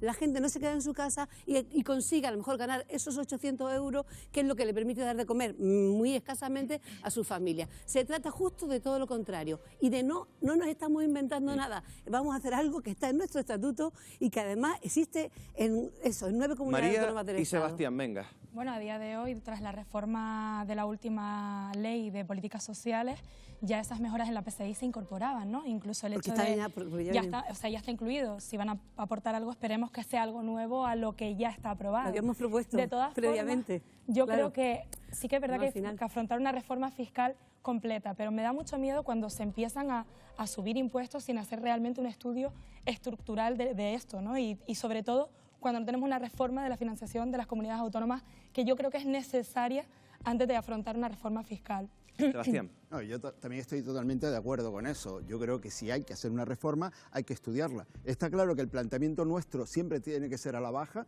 está clarísimo. Lo que resulta contradictorio es que Canarias tengamos una fiscalidad diferenciada del resto y aquí nos estemos planteando subir determinados impuestos. No solo está el IRPF, que sí puede ser un impuesto mucho más, que pueda ir a las rentas más altas, pero ¿y qué pasa con el IGI? El IGI lo va a pagar todo el mundo. Ganes 1.000, ganes 10.000. Eso es lo que pasa. Yo creo que es una política desafortunada y va a ser medidas que van a generar simplemente paro. A mí me resulta muy llamativa la actitud de los empresarios en doble sentido. Primero, hacer una política un poco más redistributiva de la que hay hasta ahora no tiene que alarmar a nadie. Yo en ese sentido estoy con María. O sea, decir esto no es el que aquí viene a romper todo lo que hay, a crear todo un cisma que va a impedir que crezca la economía, porque no está demostrado que no pueda crecer de esa manera. Sí me parece llamativo, la reacción de los empresarios ha sido doble. Por un lado, respecto a la pequeñita subida de impuestos, que por cierto ha dicho el señor Besares que la fiscalidad nuestra está muy por encima de algunas regiones, que nos diga cuáles, porque tenemos una fiscalidad bajísima en Canarias, pero bajísima. Entonces eso no es verdad lo que está planteando. Pero por último me llama la atención el empresariado de Tenerife, además de parece que ha puesto más todavía el peso en que ha entrado y es posible que el gobierno esté escorado a Gran Canaria porque tiene un presidente y un vicepresidente de Gran Canaria y tienen un temor tremendo de que las inversiones se prioricen en una isla en otra, Paco, frente a las otras posiciones del empresariado de aquí. A mí me llama muchísimo atención algunas de las cosas que se dicen. Se está diciendo que el gobierno va a subir el IRPF, pero si el gobierno no puede subir el IRPF, si el gobierno de Canarias no tiene competencias para eso, es un tema nacional, ¿cómo va el gobierno de Canarias a plantear subidas del IRPF? Yo creo que es un error. Hay una parte autonómica del IRPF. No, señor, la parte autonómica es de repartir, Chano. Hay una parte autonómica es para repartir, no se puede subir. Estamos haciendo todas las declaraciones, Paco. Se puede subir. Estamos haciendo todas las declaraciones. Y en Canarias tenemos una serie de bonificaciones específicas para nosotros. Hombre, Hombre, eso se ve en la declaración. Claro, mira la declaración de la renta, Paco, venga. La parte autonómica del impuesto no se puede subir, se puede bajar, pero no se puede subir. Claro. Por lo tanto, eso de plantear, pero por puedes supuesto, quitar las bonificaciones. Claro que puedes quitar las bonificaciones, claro. perdón. ¿Y eso es lo que va a pasar? Pero no es de eso de lo que estamos hablando. Estamos hablando, y se ha dicho, de subir el IRPF, y no se puede subir. Pero al margen de eso, pues no quiero discutir ese asunto contigo, es obvio, no hay nada que discutir, es así. Al margen de eso, el Gobierno ha planteado, por boca de su presidente o de su presidente in pectore, ha planteado la posibilidad de plantearse una subida del IGIC. Y hay una cosa que es importante, que es que el IGIC en Canarias no es un impuesto que, si se sube, contribuye a disminuir, contribuye a mejorar la redistribución de la riqueza, porque el IGIC lo paga todo el mundo igual, lo pagan igual los ricos y los pobres. Hay el mismo IGIC para ricos y el mismo IGIC para pobres, es el mismo. No son los impuestos de ese tipo los que hay que subir. Lo que hay que hacer es grabar la imposición, grabar la riqueza, que es algo que no se hace, y producir mayor redistribución de la riqueza. Bueno, ahora seguimos hablando de este asunto. David, me pediste la palabra, ahora te la paso, porque claro, este pacto entre PSOE, Nueva Canarias, Podemos y la agrupación socialista Gomera, pues desaloja del poder a un partido que llevaba más de 2 décadas gobernando Canarias, Coalición Canaria. José Miguel Barragán, secretario general de los nacionalistas, muy buenas noches. Buenas noches. Bueno, ¿cómo afrontan estos próximos 4 años por delante saliendo del poder? Pues fíjate, cuando se constituye Coalición Canaria nos daban escasamente unos pocos años de vida, ¿no? Y conseguimos unirnos, muchos proyectos políticos, y han tardado 26 años, ¿no?, en que pueda haber una opción que efectivamente pueda ser una alternativa a nosotros en el gobierno. Lo que vamos a hacer es hacer una oposición tenaz, efectiva. Conocemos bastante bien todos los asuntos de Canarias y por lo tanto podemos hacer una oposición leal cuando el gobierno plantee que efectivamente el interés general es lo que está por encima de los intereses partidarios o de ideas que se hayan podido plantear en los programas, y seremos críticos cuando hay que ser crítico con el gobierno. Y ahora lo que estamos haciendo es preparando el partido para esa nueva etapa. Bueno, señor Barragán, antes lo comentábamos aquí con los invitados esta noche en El Foco. Teodoro García Gea habla de una moción de censura en otoño en Canarias. ¿Ustedes valoran esta posibilidad? No, nosotros todavía el pacto es nonato, en el sentido de que todavía no ha pasado el acto de investidura, y ese gobierno tiene que empezar a trabajar, ¿no? No veo en estos momentos cómo se puede plantear un escenario de moción de censura en otoño. No sé qué información tiene el señor Egea, pero ahora mismo lo lógico es que empiecen a trabajar y que esperemos a ver su primera prueba de fuego, que sería su primer presupuesto de forma conjunta, y es allí donde el gobierno tiene que dar muestras de que efectivamente son capaces de presentar un proyecto de presupuestos unificado con los intereses que cada partido representa, y a partir de ahí pues haremos valoraciones, pero ahora mismo yo no contemplo ningún escenario de moción de censura en otoño. Pero usted ironizaba esta semana, esta semana, señor Barragán, con alergias en primavera. ¿A qué se refería con eso? Pero vamos a ver, tengan un poco de humor también, es que bueno, todo no va a ser una seriedad absoluta. Es decir, el Pacto de las Flores provoca alguna ironía y alguna nota de humor, nada más. Bueno, la verdad es que sí, lo que pasa es que en política las ironías hay que hilarlas bien, señor Barragán. Una cuestión también relacionada con ese... Bueno, pues igual en primavera pasa algo y no en otoño. Bueno, una cuestión relacionada con ese pacto de centro-derecha que no salió. ¿Qué pasó finalmente? ¿Quién tuvo el problema? ¿El Partido Popular, Coalición Canaria, Ciudadanos? Hombre, nosotros pusimos toda la carne en el asador, ¿no? Incluso atendiendo a unas exigencias muy duras como eran las de Ciudadanos sobre la mesa, ¿no? Ya habíamos decidido conjuntamente con Fernando Clavijo la posibilidad de que para que el pacto fuera posible con esos 2 diputados también el renunciar a estar en el gobierno y renunciar a la presidencia, que fue lo primero que se hizo, ¿no? Lo que pasa es que cuando esas dos cosas ocurrieron, la idea que pensábamos era retomar de nuevo la presidencia del gobierno sobre las siglas de CC-PNC, y entonces Ciudadanos también pone como condición que ellos en ningún caso iban a apoyar a un presidente de un partido nacionalista, ¿no? Y bueno, con ese esquema volvimos a la situación del Partido Popular. ¿Y qué es lo que pasó dentro del Partido Popular o qué pasó en la reunión en la que se estaba celebrando y en la que participaba el señor Casimiro Curvelos con la otra opción de pacto que finalmente ha visto la luz? Pues tendrán que ser ellos los que expliquen exactamente. Pero señor Barragán, pero cuando veníamos de camino, a Tenerife para firmar con el señor Casimiro, ya habíamos resuelto el problema de Ciudadanos. Pero ustedes exigieron al Partido Popular que fuera María Australia Navarro la presidenta del gobierno. Nosotros hicimos varias ofertas, una de ellas, la primera, que pudiera presidir la comunidad autónoma del Partido Popular si eso facilitaba el entendimiento con Ciudadanos. Y después hicimos el viernes una segunda oferta de que, viendo ya cómo quedaba, es decir, que Fernando Clavijo no iba a estar definitivamente en el gobierno, hicimos también una oferta de que valorara el Partido Popular si, aparte del señor Asier Antona, cabía también la posibilidad de que valoraran la propuesta de que fuera, en este caso, María Australia Navarro la presidenta o la candidata a la presidencia del gobierno, junto con Pablo Rodríguez, que nosotros sería nuestro candidato a la vicepresidencia. Una última cuestión, porque hace unas horas tan solo, Asier Antona afirmaba que no iba a presentar mociones de censura o no iba a acompañar mociones de censura en el Cabildo de La Palma y en Tenerife. ¿Esto lo ha negociado usted con el Partido Popular? Que no iba a presentar, señor Barragán, se lo repito, que no iba a presentar o que no iba a acompañar ninguna moción de censura en los Cabildos de La Palma y en Tenerife. ¿Esto lo ha cerrado usted con el Partido Popular? ¿Sabe de esta noticia? Bueno, ustedes saben perfectamente que llevamos negociando con el Partido Popular allí a nivel de las direcciones insulares del Partido Popular y nuestras representaciones en esas islas, la posibilidad de llegar a un acuerdo de pacto de gobernabilidad y seguimos trabajando en ello, ¿no?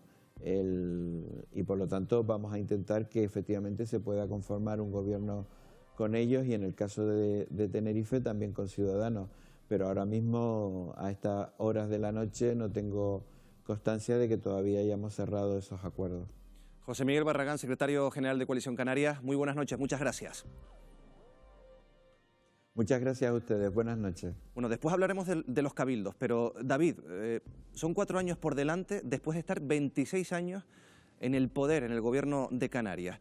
¿Crees que Coalición Canaria va a poder sobrevivir estos 4 años? Y también se lo pregunto después a María. Venga, David. Pues la verdad es que no lo sé, eso ya dependerá de cómo se amolden a la oposición durante estos 4 años. Sí es cierto que yo hablando con la compañera María en el avión mientras veníamos al programa, si hablamos que pasar a la oposición, cualquier partido siempre es bueno para poder regenerar no solo las personas, sino el proyecto político desde la oposición, siempre es bueno. Yo creo que Coalición Canaria debería aprovechar esta situación. Sí es cierto también que se da la paradoja de que ha perdido el poder en prácticamente todas las islas, en todos los cabildos y en todos los principales ayuntamientos y capitales de todas las islas. No sé cómo van a soportar esta situación dentro de Coalición Canaria, pero es una situación que deberían aprovechar para regenerarse. María. Bueno, a mí me gusta que después que Gustavo Matos ha tenido que ser presidente del Parlamento para decir que llevamos 26 años no de gobierno de Coalición Canaria, sino de gobierno pactando entre 2 partidos, porque eso es un matiz importante. Pero sí que es cierto que venía hablando con el compañero que al final estos son oportunidades, ¿no? Yo creo que esto nos va a venir bien, vamos a hacer una oposición responsable y yo creo que nos va a venir bien como proyecto político, ¿no? Ponernos en una posición diferente para reunir filas, seguir defendiendo nuestro proyecto de Canarias, que es el mismo, defender a Canarias por encima de todo, y por supuesto vamos a ser muy leales y vamos a hacer una oposición responsable, y yo creo que eso nos va a dar una buena visibilidad, porque recordemos que a pesar de que no estemos en el poder y estemos en la oposición, nuestros resultados electorales han sido muy buenos, hemos crecido, así que lo que vamos a hacer es no defraudar, sino seguir luchando. Sebastián, al margen de cómo va a afrontar Coalición Canaria estos 4 años en la oposición, ¿hay crisis interna en el Partido Popular? Después de lo que hemos hablado con Barragán, ese duelo entre Asier Antona, Mario Australia Navarro, Mario Australia que sale de la portavocía del Grupo Popular. ¿Hay crisis? Vamos a ver, dentro de un partido siempre hay debate. Parece ser que cuando hay debate en otros partidos es simplemente eso, democrático, y cuando hay un debate dentro del Partido Popular ya es conflicto y hay crisis. Eso no es así. De hecho, tuvimos esta semana, el martes, una junta directiva autonómica donde yo creo que salimos muy reforzados y salimos con un mensaje único. Lo importante son los problemas de los ciudadanos. Los partidos tienen que resolver sus problemas, tienen que resolver pues, sus diferencias dentro del seno del partido, y eso es ahora mismo lo que estamos haciendo. Lo que sí es verdad que yo no puedo compartir de que otro partido nos intente imponer un candidato. Ya lo dije la semana pasada, ¿no? Bueno, hablábamos antes de los cabildos con José Miguel Barragán. Es que arranca la legislatura pendientes aún de la estructura del gobierno autonómico y también de cómo quedarán finalmente algunos cabildos. Ya se han constituido todas las corporaciones insulares, pero la incertidumbre, fíjense, sobrevuela en algunas donde podrían presentarse, ya lo han escuchado, mociones de censura. Es el caso de Tenerife y La Palma. En el cabildo tinerfeño, Carlos Alonso, de Coalición Canaria, podría dejar de ser el presidente insular si finalmente prosperan las negociaciones entre los partidos de la oposición, aunque Alonso asegura tener la garantía de que esto no va a ocurrir. Tengo la garantía de Partido Popular y de Ciudadanos de que no van a promover una moción de censura, ¿no? Eso es lo que me han dicho a mí las direcciones regionales y nacionales. Otra cosa es lo que puede ocurrir, pues porque haya personas que no respeten esas decisiones. En La Palma ocurre lo mismo con la presidencia de Nieves Lady Barreto. El Partido Socialista y el Partido Popular podrían impulsar una moción de censura a Coalición Canaria que reedite una fórmula de pactos ya aplicada en esta isla. Sin embargo, esta misma noche el presidente del Partido Popular en Canarias, Asier Antona, ya lo han escuchado, se lo decíamos, habría dado la orden de abandonar las negociaciones con los socialistas para desbancar a Coalición Canaria de los cabildos de Tenerife y La Palma, según está informando en su edición digital el periódico La Provincia. La moción de censura que ya está registrada y se debatirá es la del próximo 8 de julio en el Cabildo de Fuerteventura, donde la nacionalista Dolores García sería desalojada por un pacto entre PSOE, Nueva Canarias y Podemos. Claro, yo les paso la cuestión, ¿qué va a pasar en estos cabildos? Es cierto que la provincia está publicando esa información, en Fuerteventura tenemos esa moción ya presentada, pero Tenerife, La Palma, María, ¿qué va a hacer también Podemos en estas...? Por lo menos en Tenerife. En La Palma nada. Sí, en La Palma nada. En Tenerife podría apoyar, aunque no se formase parte del gobierno. Y en Fuerteventura ya saben que nosotros hubo consulta ciudadana y salió que iba hacia adelante. De todas formas, yo voy a decir una cosa, y no lo digo...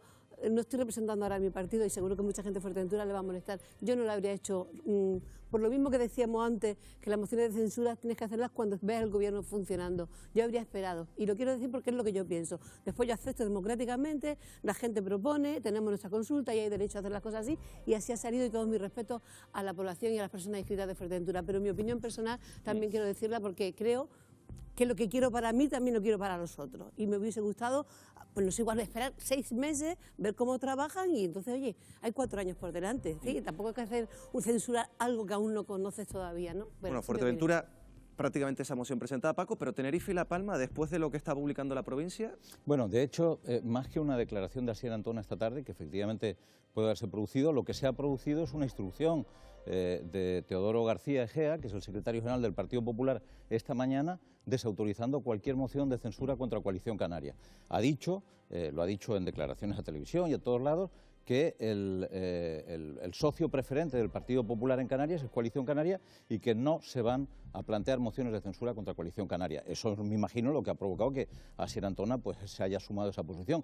Pero lo cierto es que hasta ayer mismo por la mañana se estaba negociando en otro sentido, se estaban intentando aproximaciones y acercamientos. Yo creo que lo que va a ocurrir ahora en los cabildos de Tenerife y de La Palma, en el de La Palma es difícil que se pueda llegar a algún acuerdo porque no hay más que 3 fuerzas políticas y si una de ellas no interviene en una moción de censura, ya está. Lo que va a ocurrir en Tenerife es más complicado, porque en Tenerife cabe la posibilidad de que se produzca un fenómeno parecido al que se produjo en la ciudad de Santa Cruz de Tenerife. Es decir, que los consejeros de Podemos y los consejeros de Ciudadanos, los de Ciudadanos rompiendo la disciplina de su partido, monten una moción de censura apoyando al Partido Socialista. Esa posibilidad sigue existiendo y a lo mejor ocurre. David, ¿cómo lo ves en Tenerife? Pues la verdad que yo espero que en Tenerife esta moción de censura sí prospere, porque al igual que en el gobierno de Canarias era necesaria por higiene democrática y por limpieza que Coalición Canaria pasase a la oposición después de 26 años de gobierno, se da la misma situación en el Cabildo de Tenerife. Es hora de que el cambio también llegue a Tenerife. Y en cuanto a la situación de Fuerteventura, yo creo que la situación de gobierno y Cabildo es diferente, porque aquí no se está planteando una moción de censura a un solamente proyecto. una cuestión nada más, es que el Partido Socialista está gobernando todavía hoy en el Cabildo de Tenerife. Pero es que me refiero, ustedes gobiernan con Coalición Canaria en el Cabildo de Tenerife. Me refiero que la moción de censura son diferentes, porque en este caso se está haciendo una moción de censura a un presidente que no tiene una mayoría, que es presidente por la ley de cabildos, que hace que el partido más votado y el candidato más votado sea directamente presidente. Aquí se está haciendo una moción de censura de una oposición que tiene un acuerdo de gobierno y que es mayoritario para poder gobernar en la isla de Fuerteventura.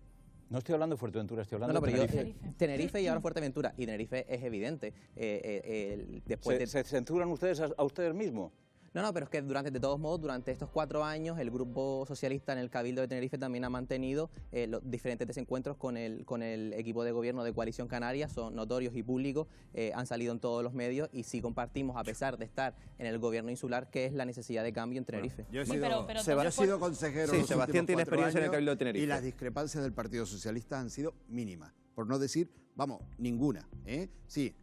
Lo de la Virgen de Candelaria, nada más. Mira tú, eso qué importancia puede tener para los ciudadanos de la isla de Tenerife. Vamos a ver, yo creo que es verdad, llevan ustedes 8 años gobernando con Coalición Canaria en el Cabildo Insular de Tenerife. Se están autocensurando ustedes mismos. Se están autocensurando. Entonces, ahora dar explicaciones de que va a haber una nueva estrategia, bueno, yo creo, yo estoy con María, yo creo que hay que dejar. Son 4 años y ya se verá. Claro que se puede llegar a acuerdos, pero censurar desde el primer momento yo creo que es complicado y es difícil que los ciudadanos lo puedan entender. María, muy brevemente, si Coalición Canaria pierde el Cabildo de Tenerife, ¿sería ya la hecatombe? No, realmente vamos a ver, yo desde el principio he dicho que estas situaciones donde alguien ve debilidades, yo veo fortalezas y veo nuevos comienzos y veo nuevas oportunidades. Sí que es cierto que si es por higiene democrática, pues nada, tendríamos que fulminar también al PSOE.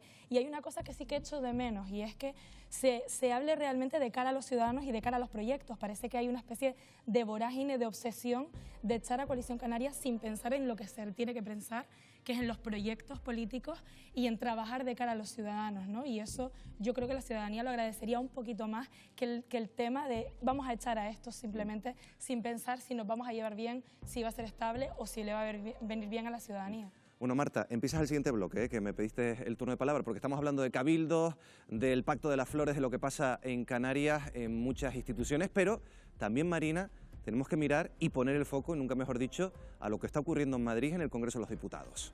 Sí, Miguel Ángel, además mañana se cumplen 2 meses de las elecciones generales y a fecha de hoy Pedro Sánchez sigue sin tener los apoyos necesarios para garantizarse la investidura. Pablo Iglesias mantiene su exigencia de sentarse en el Consejo de Ministros y de formar un gobierno de coalición. Los socialistas no lo aceptan y anuncian que no habrá más oportunidades. Si Sánchez es rechazado, ahora se convocarán nuevas elecciones. Mientras tanto, Partido Popular y Ciudadanos se mantienen en el no. Con este escenario, el líder del PSOE se reunirá con la presidenta del Congreso, con Meritxell Batet, para cerrar la fecha exacta de la investidura. Todo apunta a que será en julio. Bueno, esa es la previsión. Aunque no tenga apoyo, Sánchez o el Partido Socialista quiere ir a esa investidura en julio. Marta, ¿ves factible esto? ¿Ir a una investidura sin tener los apoyos todavía asegurados? Bueno, aquí está jugando factible, sí, es decir, va a forzar una situación para obligar a pronunciarse a algunas de las formaciones para ver si se apuntan a desbloquear la investidura. Se ha puesto bastante complicado porque el nivel de exigencia de Podemos y de Pablo Iglesias, la verdad que está siendo bastante fuerte, ¿no? Yo creo que le va mucho en su futuro, como en su futuro liderazgo, no solo el de la formación, el estar o no en el gobierno, y que cabría que se diera de alguna manera. Yo creo que están en una de máximos, llevando el pulso al máximo, pero entiendo que al final va a haber algún tipo de desbloqueo. Será probablemente, si no entran en razón Ciudadanos y el PP, en el sentido de por lo menos permitir que se investirlo con la abstención de los independentistas, que por cierto no es lo mismo una abstención que un apoyo expreso. María. Yo creo que demostramos durante 9 meses, cuando hicimos la moción de censura, es así, con mucha ganas al señor Mariano Rajoy, que en este caso con todos los casos de corrupción, cómo ha sido nuestro comportamiento, más allá de lo que digan, que decimos y que hacemos, la realidad. 9 meses de un nivel de lealtad que ya lo quisieran en muchos pactos, a cambio de nada, apoyando, consiguiendo que se subiesen los sueldos a 900 euros, consiguiendo un montón de apoyo y con una actitud que fíjense si ha sido leal, no solamente en el Gobierno Central de Madrid, sino también en Canarias, que el señor Clavijo nos decía, es que ustedes están gobernando en Madrid. Y digo, bueno, ya quisiéramos, no estamos gobernando, estamos apoyando un gobierno diferente, lo haríamos. Pablo Iglesias es mucho más leal, mucho mejor compañero de viaje de lo que mucha gente se cree. No sé por qué hay tanto miedo. Pero no tienen porque mayoría, María. Ni ustedes tampoco. Pues ese es el problema, que el Partido Socialista tampoco. Sin mayoría, Pablo Iglesias y el equipo de Podemos hizo que el señor Pedro Sánchez gobernase. Sin mayoría, con menos números que ahora. Por favor, es que es obvio. Y además, no solamente que gobernase, sino que cogiese la fuerza, que yo me alegro, porque para mí el Partido Socialista es un partido hermano, tengo crítica a una de sus partes y en algunos de los sitios, como ustedes bien dicen, yo en Andalucía pensaba que tenía que salir, por lo mismo, por regeneración democrática, pero hay con mucha gente del Partido Socialista, de un ala del Partido Socialista sobre todo, con la cual siempre hemos tenido bastante proximidad y acuerdo. Podríamos llegar a ese acuerdo, por eso estamos intentándolo, pero desde luego sabemos también que para gobernar, y esto lo sabemos aquí en Canarias, y ojalá fuesen como Ángel Víctor y Noemí Santana, que no ha habido ningún problema en la negociación de llegar a acuerdos, de hablar y decir para adelante. Aquí tampoco había con 2 fuerzas. Pero aquí el problema... Pero Noemí Santana no se ha puesto a exigir como se ha puesto para claro, Iglesias. yo pregunto, por eso aquí el problema, David, ¿qué es? Formar parte del gobierno, Pedro Sánchez no quiere que Podemos forme parte del gobierno y ahí está la fricción. La situación que se da es que tanto el Partido Socialista como Podemos nos sumamos. Hace falta el apoyo de otras fuerzas políticas del Parlamento, del Congreso, que nos apoyen para poder sacar adelante esa investidura, y esas otras fuerzas políticas han dicho ya expresamente que si Podemos está dentro del gobierno no apoyarían la investidura de Pedro Sánchez y por lo tanto estaríamos otra vez en el punto de partida. Pero yo lo que sí creo que es necesario ya es desbloquear esta situación. Las elecciones fueron el 28 de abril, estamos hoy a 27 de junio y aún no hay un gobierno, hay un presidente ya que deje de estar en funciones. Es impensable que el partido que ganó las elecciones con 124 diputados y diputadas en el Congreso, a diferencia de 50 diputados del segundo partido más votado, no pueda gobernar y que todos los partidos de la oposición estén bloqueando sistemáticamente esta investidura. Tenemos que resolver esta situación cuanto antes, y a la situación con Podemos, pues lo que decía, nos sumamos los dos y después a veces hay ciertas actitudes por parte del partido de Podemos que son incomprendibles. Por la mañana el líder de Podemos, Pablo Iglesias, dice que el acuerdo con el Partido Socialista está más cerca que nunca, y por el mediodía su portavoz en el Congreso dice que Pedro Sánchez ha dicho que prefiere un acuerdo con la derecha. Son cosas que no cuadran, que no se espera de un partido que pretende estar un gobierno serio, y son las ciertas fricciones que hay entre unos y otros, pero yo espero que se están pidiéndole a Ciudadanos que se le echen los brazos. Si no hay ya gobierno, de verdad, y además lo digo con mucha tristeza, es porque Ciudadanos se está manteniendo firme diciendo que no, porque lo que quiere el Partido Socialista en este momento a nivel estatal es que sea Ciudadanos el que le brinde el apoyo y tener el pacto con Paco, ¿se está jugando una partida de póker al límite? No, yo no creo que se esté jugando una partida de póker. Yo creo que la situación es muy complicada. Creo que la nueva política ha convertido la política tradicional en algo completamente distinto. En algunos casos eso ha sido positivo y en otros casos es endemoniante, como cuando hay que montar acuerdos de gobierno. ¿Por qué? Porque todo el mundo lo ha llenado todo en líneas rojas, porque aquí no se actúa con lógica ni con razón y todo el mundo se dedica a decir que si entra Podemos no, si está Ciudadanos es un pacto con la derecha, si el Partido Popular se abstiene entonces está cometiendo una traición a sus electores, cuando el Partido Popular pidió que el Partido Socialista hiciera lo mismo. Por cierto, y lo hizo y se metió en un berenjenal de mucho cuidado, al que todavía no se acaba de recuperar. Pero solamente quería puntualizar 2 cosas. Una, Pedro Sánchez no convoca la investidura o no se presenta la investidura porque haya llegado pensando que es el momento. Es que tiene que hacerlo. Claro. Es que tiene que hacerlo. Es que tiene la obligación de hacerlo. Si no, podría no montar un gobierno y estar los próximos 4 años de presidente en funciones tranquilamente. Señores, cuando hay unas elecciones, después de las elecciones tiene que constituirse un gobierno. Y si no se puede constituir, si después de las distintas oportunidades que sea para constituirlo no se puede, hay que volver a convocar elecciones. Sería una vergüenza que en este país se convocaran, creo que por 5ª vez en 4 años, elecciones. Sería una vergüenza.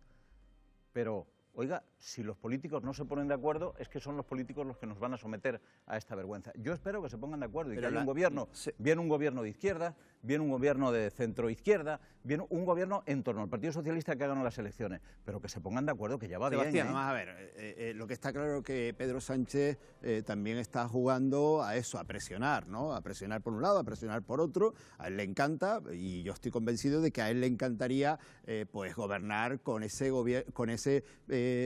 moción de censura Frankenstein, ¿no? Con diferentes partidos, independentistas, proetarras, Podemos, etcétera, etcétera. Eso le encanta. Ahora, mire, con nosotros lo tiene fácil, Oiga, haga usted políticas estatales, desde el punto de vista del Estado, institucionales, y no estés pactando en Navarra con los proetarras. Si con el o no estés Partido Popular pactando, lo tiene fácil, porque no hacen lo que nos pedían hace 2 años, que es abstenerse la investidura para que Pedro Sánchez sea presidente. ¿Por qué no lo hacen? Porque lo que hace 2 años sí era viable, hoy no lo es.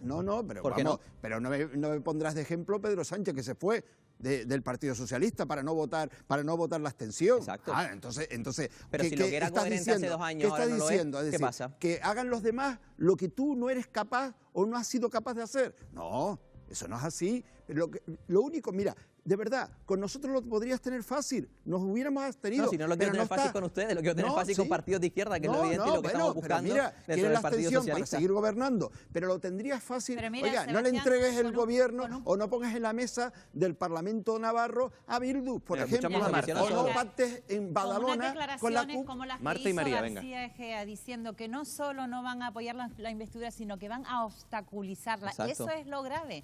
Es que lo que decía Paco, es que, oye, usted no quiere apoyarnos, no lo apoye, pero no obstaculice, porque han votado los electores, es lo que han Marta, votado. que va a votar que además, esta vamos a correlación de impedirlo. fuerza. Y una última cuestión, a mí yo estoy con Paco en el tema de no solo es una vergüenza que haya otra vez nuevas elecciones, es que podríamos volver a estar en la misma situación, aunque subiera el Partido Socialista, aunque bajara Podemos, aunque Ciudadanos se estancara, aunque el PP subiera, podríamos estar otra vez en la misma. Tienen que llegar a un entendimiento porque están obligados a ello. ¿Cómo se llega a un entendimiento? No se puede obstaculizar la normalización democrática. Institucionales, haz políticas. Oiga, vamos a tener, como se ha tenido con Cataluña, con el independentismo, una política general.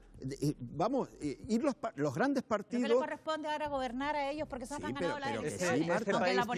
Este país tiene que cambiar sus normas, tiene que cambiar sus normas electorales y también tiene que cambiar las normas con las que se forman gobiernos. Lo razonable sería que en todas las instituciones del país se produjera un sistema en el cual el más votado gobierne y después se pueda montar moción de censura para echarlo.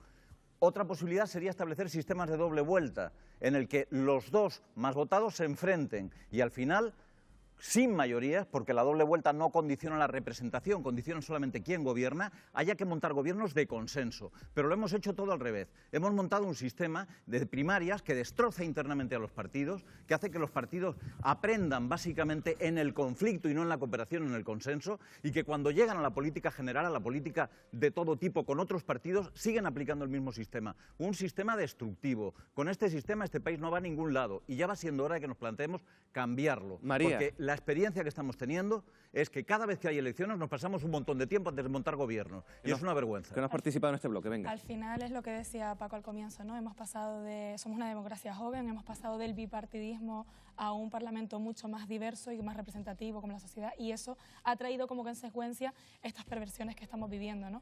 Al final, el otro día en el programa nos preguntabas al final del programa si creíamos que iba a ser investido en este julio. Yo te dije que no, que este julio que no, pero yo creo que en septiembre, en esa segunda vuelta, yo creo que ya por responsabilidad con los ciudadanos va a haber algún tipo de cesión por parte de alguno de los grandes partidos, entre otras cosas porque creo que ir a elecciones no le viene bien a nadie. Bueno, dejamos este debate aquí, vamos a tener que hablar de esto mucho, ya verán, porque si en julio se presenta esa investidura sin apoyos, ya verán los ríos de tinta que van a correr. Pero tenemos que cambiar de asunto, Marina, y hablar de otro asunto muy importante que tiene que ver con el futuro de nuestro país. Así es, Miguel Ángel, y es que aquí en Canarias cada vez tenemos menos hijos. Tal es de grave la situación que estamos a la cola en fecundidad de todo el país. ¿Seremos capaces de revertir esta pirámide poblacional? De no hacerlo, escuchen, afectará directamente a sus pensiones. Lo vamos a debatir enseguida, en unos minutos, después de publicidad.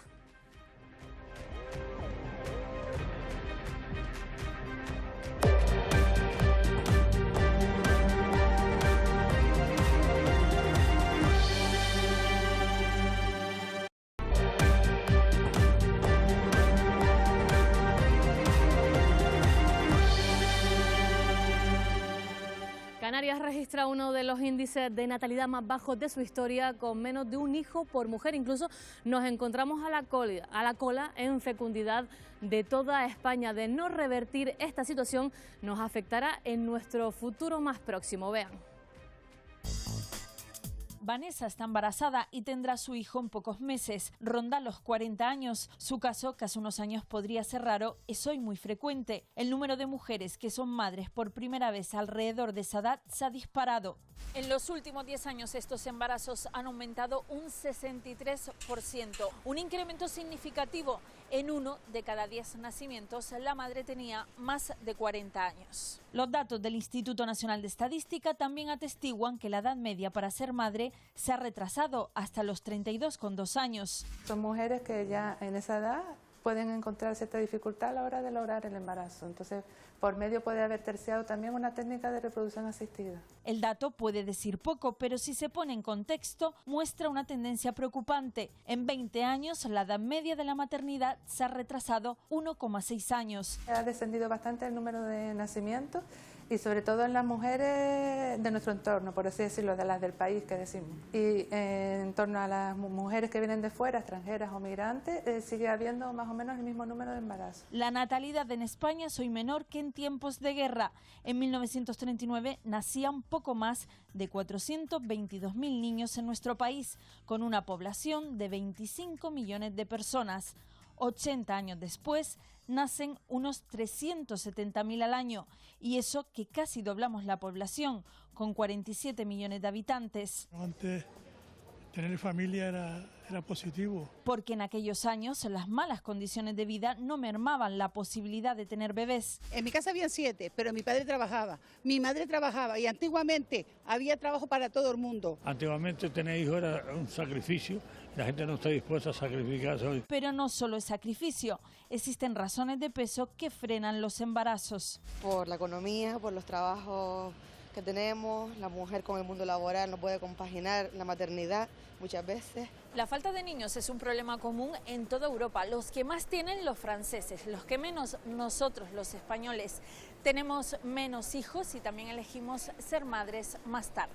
Hemos pasado de una sociedad agraria desde hace mucho tiempo a una sociedad urbana y eso pues ha llevado como consecuencia una de ellas la caída de la natalidad y de la fecundidad. Tenemos una tasa de paro en torno al 20%, que es muy elevada, ¿no? Luego tenemos también, junto con eso, pues unos elevados índices de pobreza, unos salarios bajos. Otros datos en el archipiélago revelan la gravedad de la situación. Hay más fallecidos que nacidos. El año pasado se produjeron 14.638 nacimientos frente a 16.116 defunciones. La inmigración pues colabora a que sigamos creciendo, ¿no?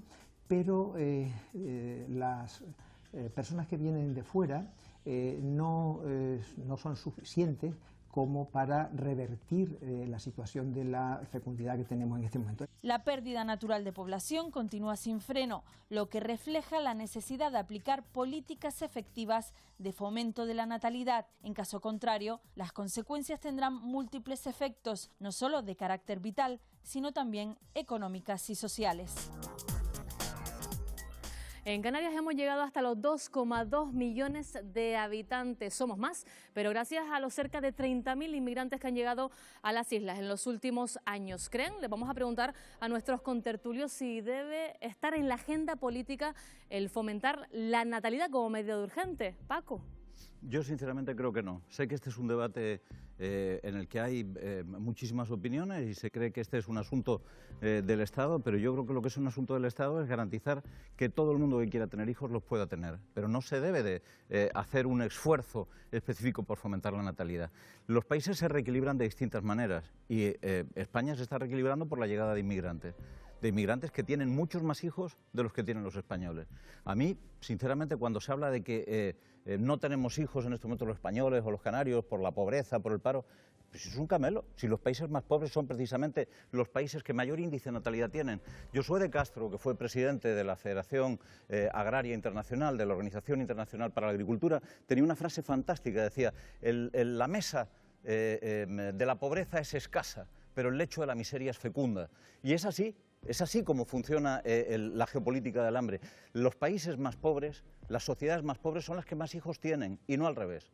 Marta. Lo que pasa es que en las sociedades modernas y más avanzadas el concepto de maternidad ya es otro, ya es distinto, ¿no? Ya hay mujeres que quieren tener hijos y hay mujeres que no. Efectivamente.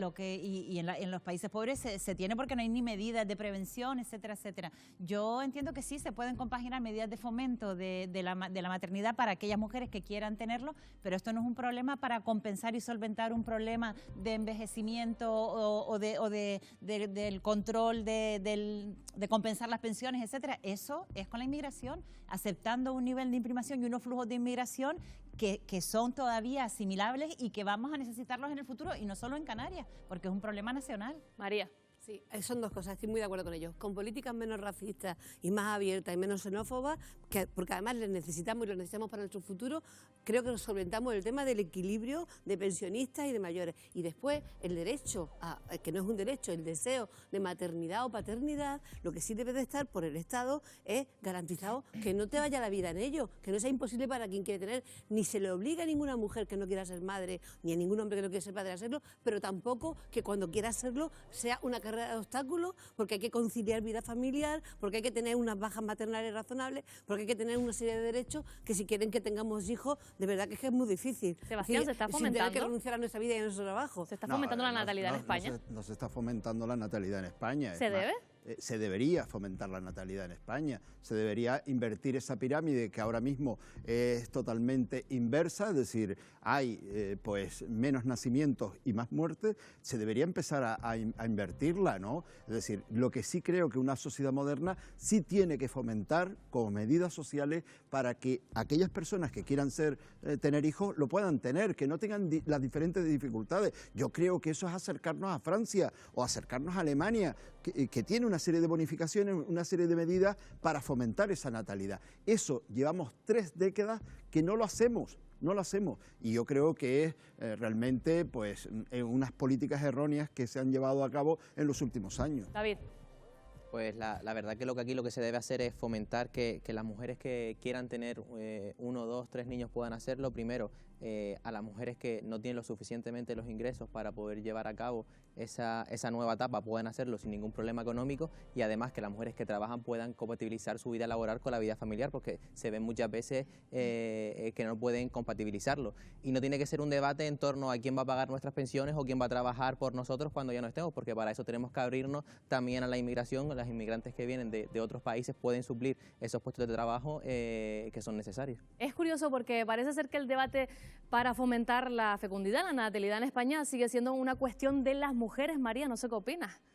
Está todo sobre nosotras, parece ser. Sí, parece que nos están dejando el peso del futuro de la humanidad, y realmente no creo que sea un problema el fomentar la natalidad, sino donde estaban apuntando algunos compañeros, fomentar que quien quiera ser madre y padre y lo pueda hacer en las mejores condiciones posibles, ¿no? Al final lo que hay que es mejorar la calidad de vida de los ciudadanos en lugar de fomentar que los ciudadanos tengan hijos. Yo me considero de esa generación de la que, bueno, pues a lo mejor no tengo perspectivas de eso y eso no se habla, ¿no? Al final, lo decía Pomares, tenemos ciudades más civilizadas que han tendido a descender en el número de hijos. España ha hecho lo mismo, ¿no? A medida que ha ido avanzando, ha ido descendiendo en el número de hijos por familia, y no es algo negativo, ¿no? Es algo normal. Lo que tendremos que hacer es que esas personas que sí quieran tenerlo, darle las herramientas para que las puedan tener en las mejores condiciones. ¿Y creen ustedes que el sistema de pensiones puede aguantar sin una base realmente que la pueda sostener, Paco? Por supuesto que no. Pero el sistema de pensiones, la base que necesita para aguantar, son los impuestos de los ciudadanos. Y eso se refleja en el presupuesto. Hay que dejar de plantearse que son los ciudadanos de hoy con su trabajo los que sostienen a los jubilados de hoy. Eso no debe ser así. Un cambio de modelo. Tiene que cambiarse un modelo de las pensiones, tiene que hacerse que sea el presupuesto el que se haga cargo de las pensiones. Y para eso se requieren modificaciones fundamentales.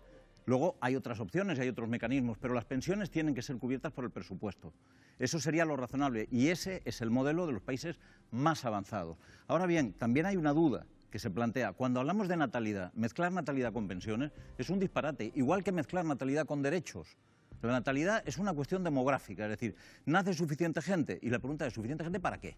¿Para qué? ¿Es que tiene que haber una determinada cantidad de gente para que algo ocurra? No. Al final lo que tiene que haber es un equilibrio adecuado entre los impuestos que se le cobran a los ciudadanos y las prestaciones que se prestan, incluyendo las pensiones. Esa es la clave de la historia y esa es la clave de la atención a los derechos de los ciudadanos y ciudadanas que quieren tener hijos, atendiendo al presupuesto, atendiendo a las prioridades del país. Pero mezclar eso con natalidad no tiene ningún sentido. Es un debate falso. Bueno, yo creo que falso no es una visión economicista del problema, como en esta sociedad capitalista nuestra lo convertimos todo en un mercadeo y en una cuestión de compensación porque efectivamente una sociedad en la que no nacen gente envejece y el envejecimiento trae unos problemas que si no se compensan con mano de obra o con juventud, digamos, o con pues las sociedades pueden entrar en procesos de decadencia, ¿no? Porque no tienes renovación y gente que siga sosteniendo y sacando adelante esa sociedad. Pero sí que sí los tenemos, es que vienen miles de personas a las que les ponemos pegas, rechazamos. ¿Sabes cuál es el problema? Yo creo que tiene que haber una mayor integración y normalización. El problema no es de natalidad, el problema es de colorines, el problema es de qué color somos. Ese es el problema que hay. De hecho, yo no le llamaría nunca un problema. Es decir, es cuando nos empeñamos en ver las cosas de manera sectorizada. Estamos en el mundo ese global e intentamos decir que estamos en esa Europa globalizada y sin embargo intentamos hacer análisis por países o por comunidades autónomas. Claro. Cuando tenemos que visualizar que cuando España fue rica durante mucho tiempo, muchos inmigrantes contribuyeron a esa riqueza de España, realizando trabajos que contribuyeron a las pensiones que se están pagando a día de hoy. Pero espérate, y cuando España empezó en crisis, ¿qué pasó?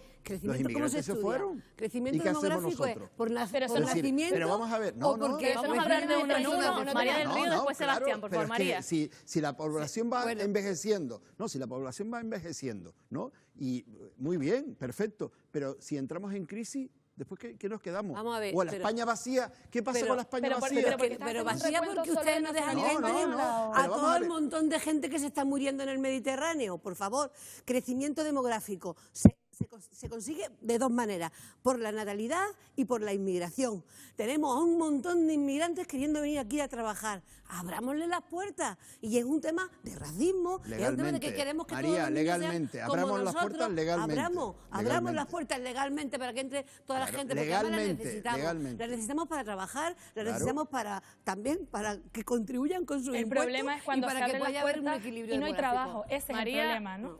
Cerramos este debate, Sebastián. Volveremos a debatir en el foco seguramente sobre natalidad. Es un tema muy recurrente y que nos preocupa de sobremanera, pero tenemos que cambiar totalmente de asunto y vamos a hablar de los nuevos delitos tecnológicos en la red, donde nos duplican incluso las tarjetas de crédito a la hora de sacar dinero, a la hora de hacer nuestras compras en Internet. La policía ha detenido a más de 30 personas que se dedican a esto, a los nuevos delitos tecnológicos, entre ellos el phishing. ¿Quieren saber exactamente de qué se trata? Pues no se pierdan nuestro sucedió aquí.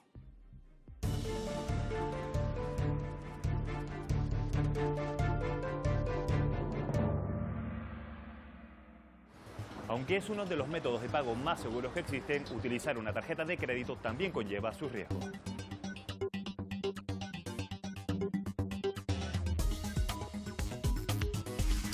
La Guardia Civil ha detenido a 35 personas en distintas ciudades de la península por falsificar tarjetas y además investiga a otras 22, una de ellas en Lanzarote.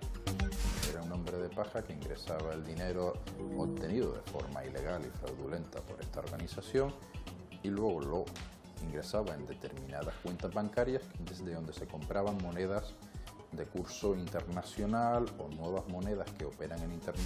El dinero estafado supera los 600.000 euros. Las investigaciones comenzaron tras una denuncia presentada por una empresa de alquiler de vehículos al detectar un uso fraudulento de las tarjetas. El primer método que la organización utilizaba era el phishing, donde el presunto estafador se hace pasar por una persona o empresa de confianza para así lograr vía correo electrónico información detallada de las tarjetas de crédito de las víctimas.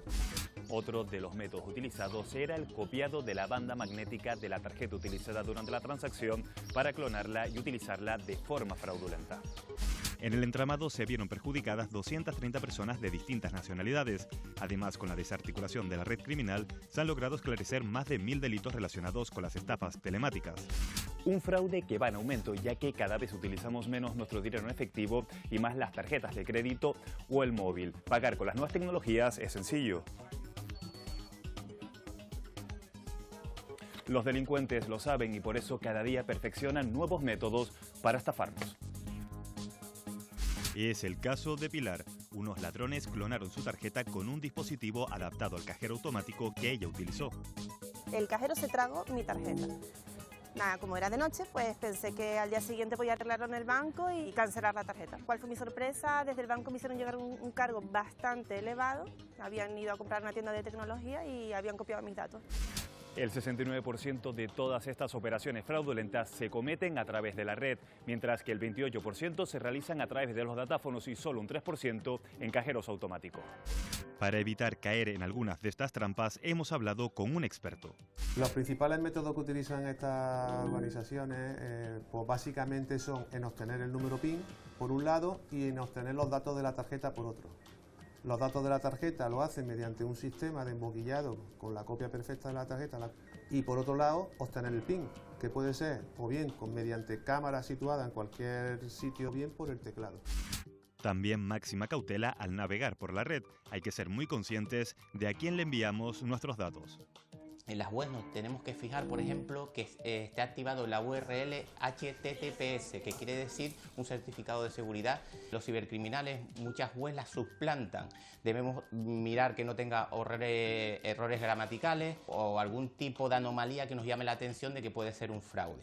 El Internet profundo se ha convertido en un gran mercado ilegal de las tarjetas. Allí se pueden encontrar duplicados desde solo 5 euros. Todo un negocio a golpe de clic.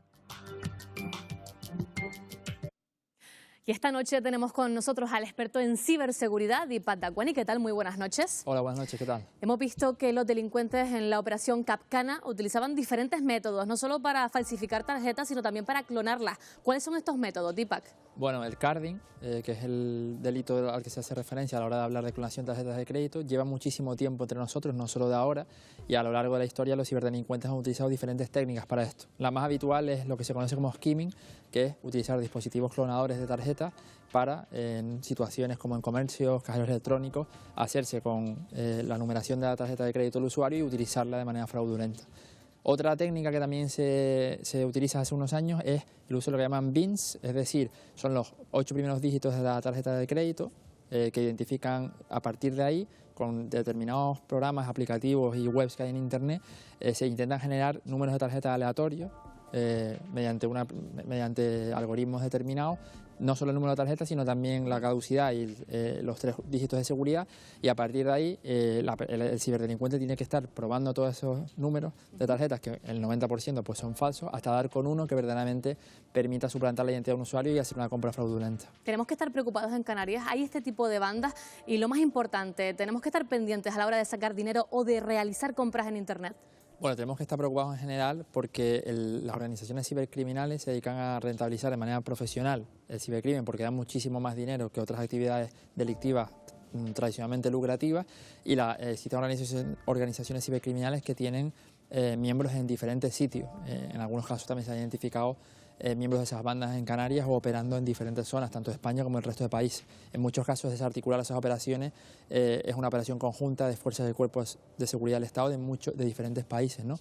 En concreto, cada vez que nosotros vayamos a hacer una transacción por Internet debemos de ser vigilantes, de estar vigilantes, pero también a la hora de nosotros de sacar dinero de un cajero, de hacer cualquier operación, tenemos que estar pendientes porque tradicionalmente una de las estafas que ha habido por parte de los ciberdelincuentes es la instalación de cámaras en cajeros electrónicos.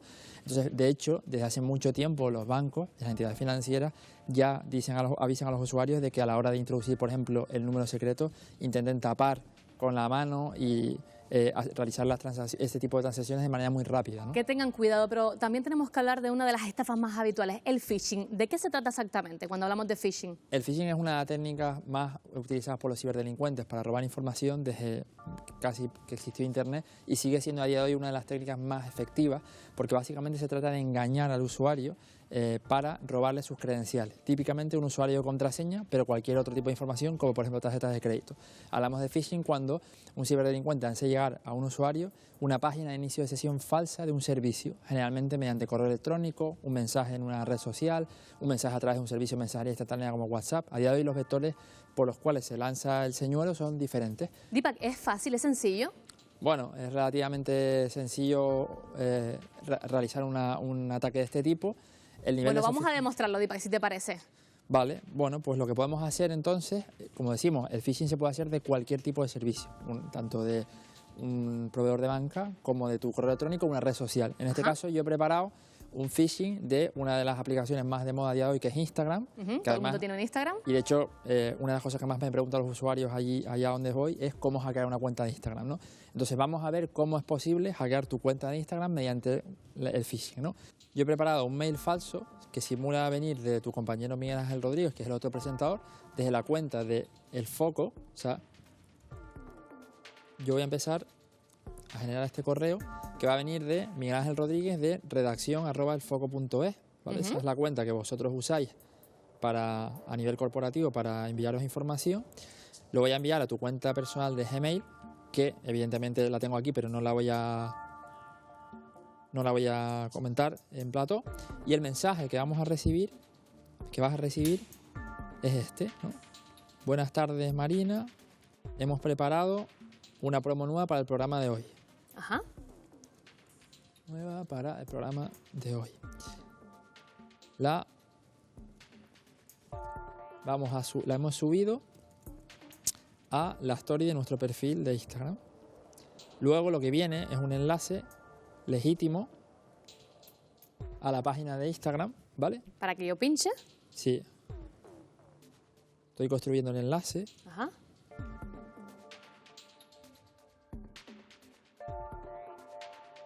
Y ese enlace supuestamente me va a derivar a la cuenta de Instagram del programa El Foco. Instagram El Foco RTVC.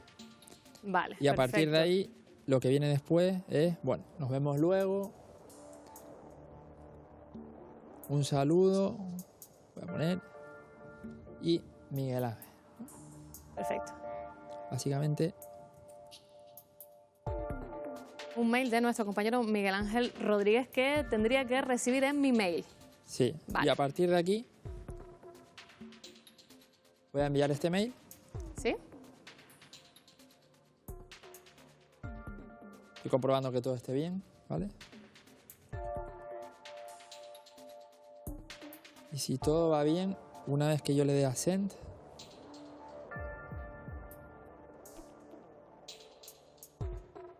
ahí está. Vale. Estoy enviando, ¿vale?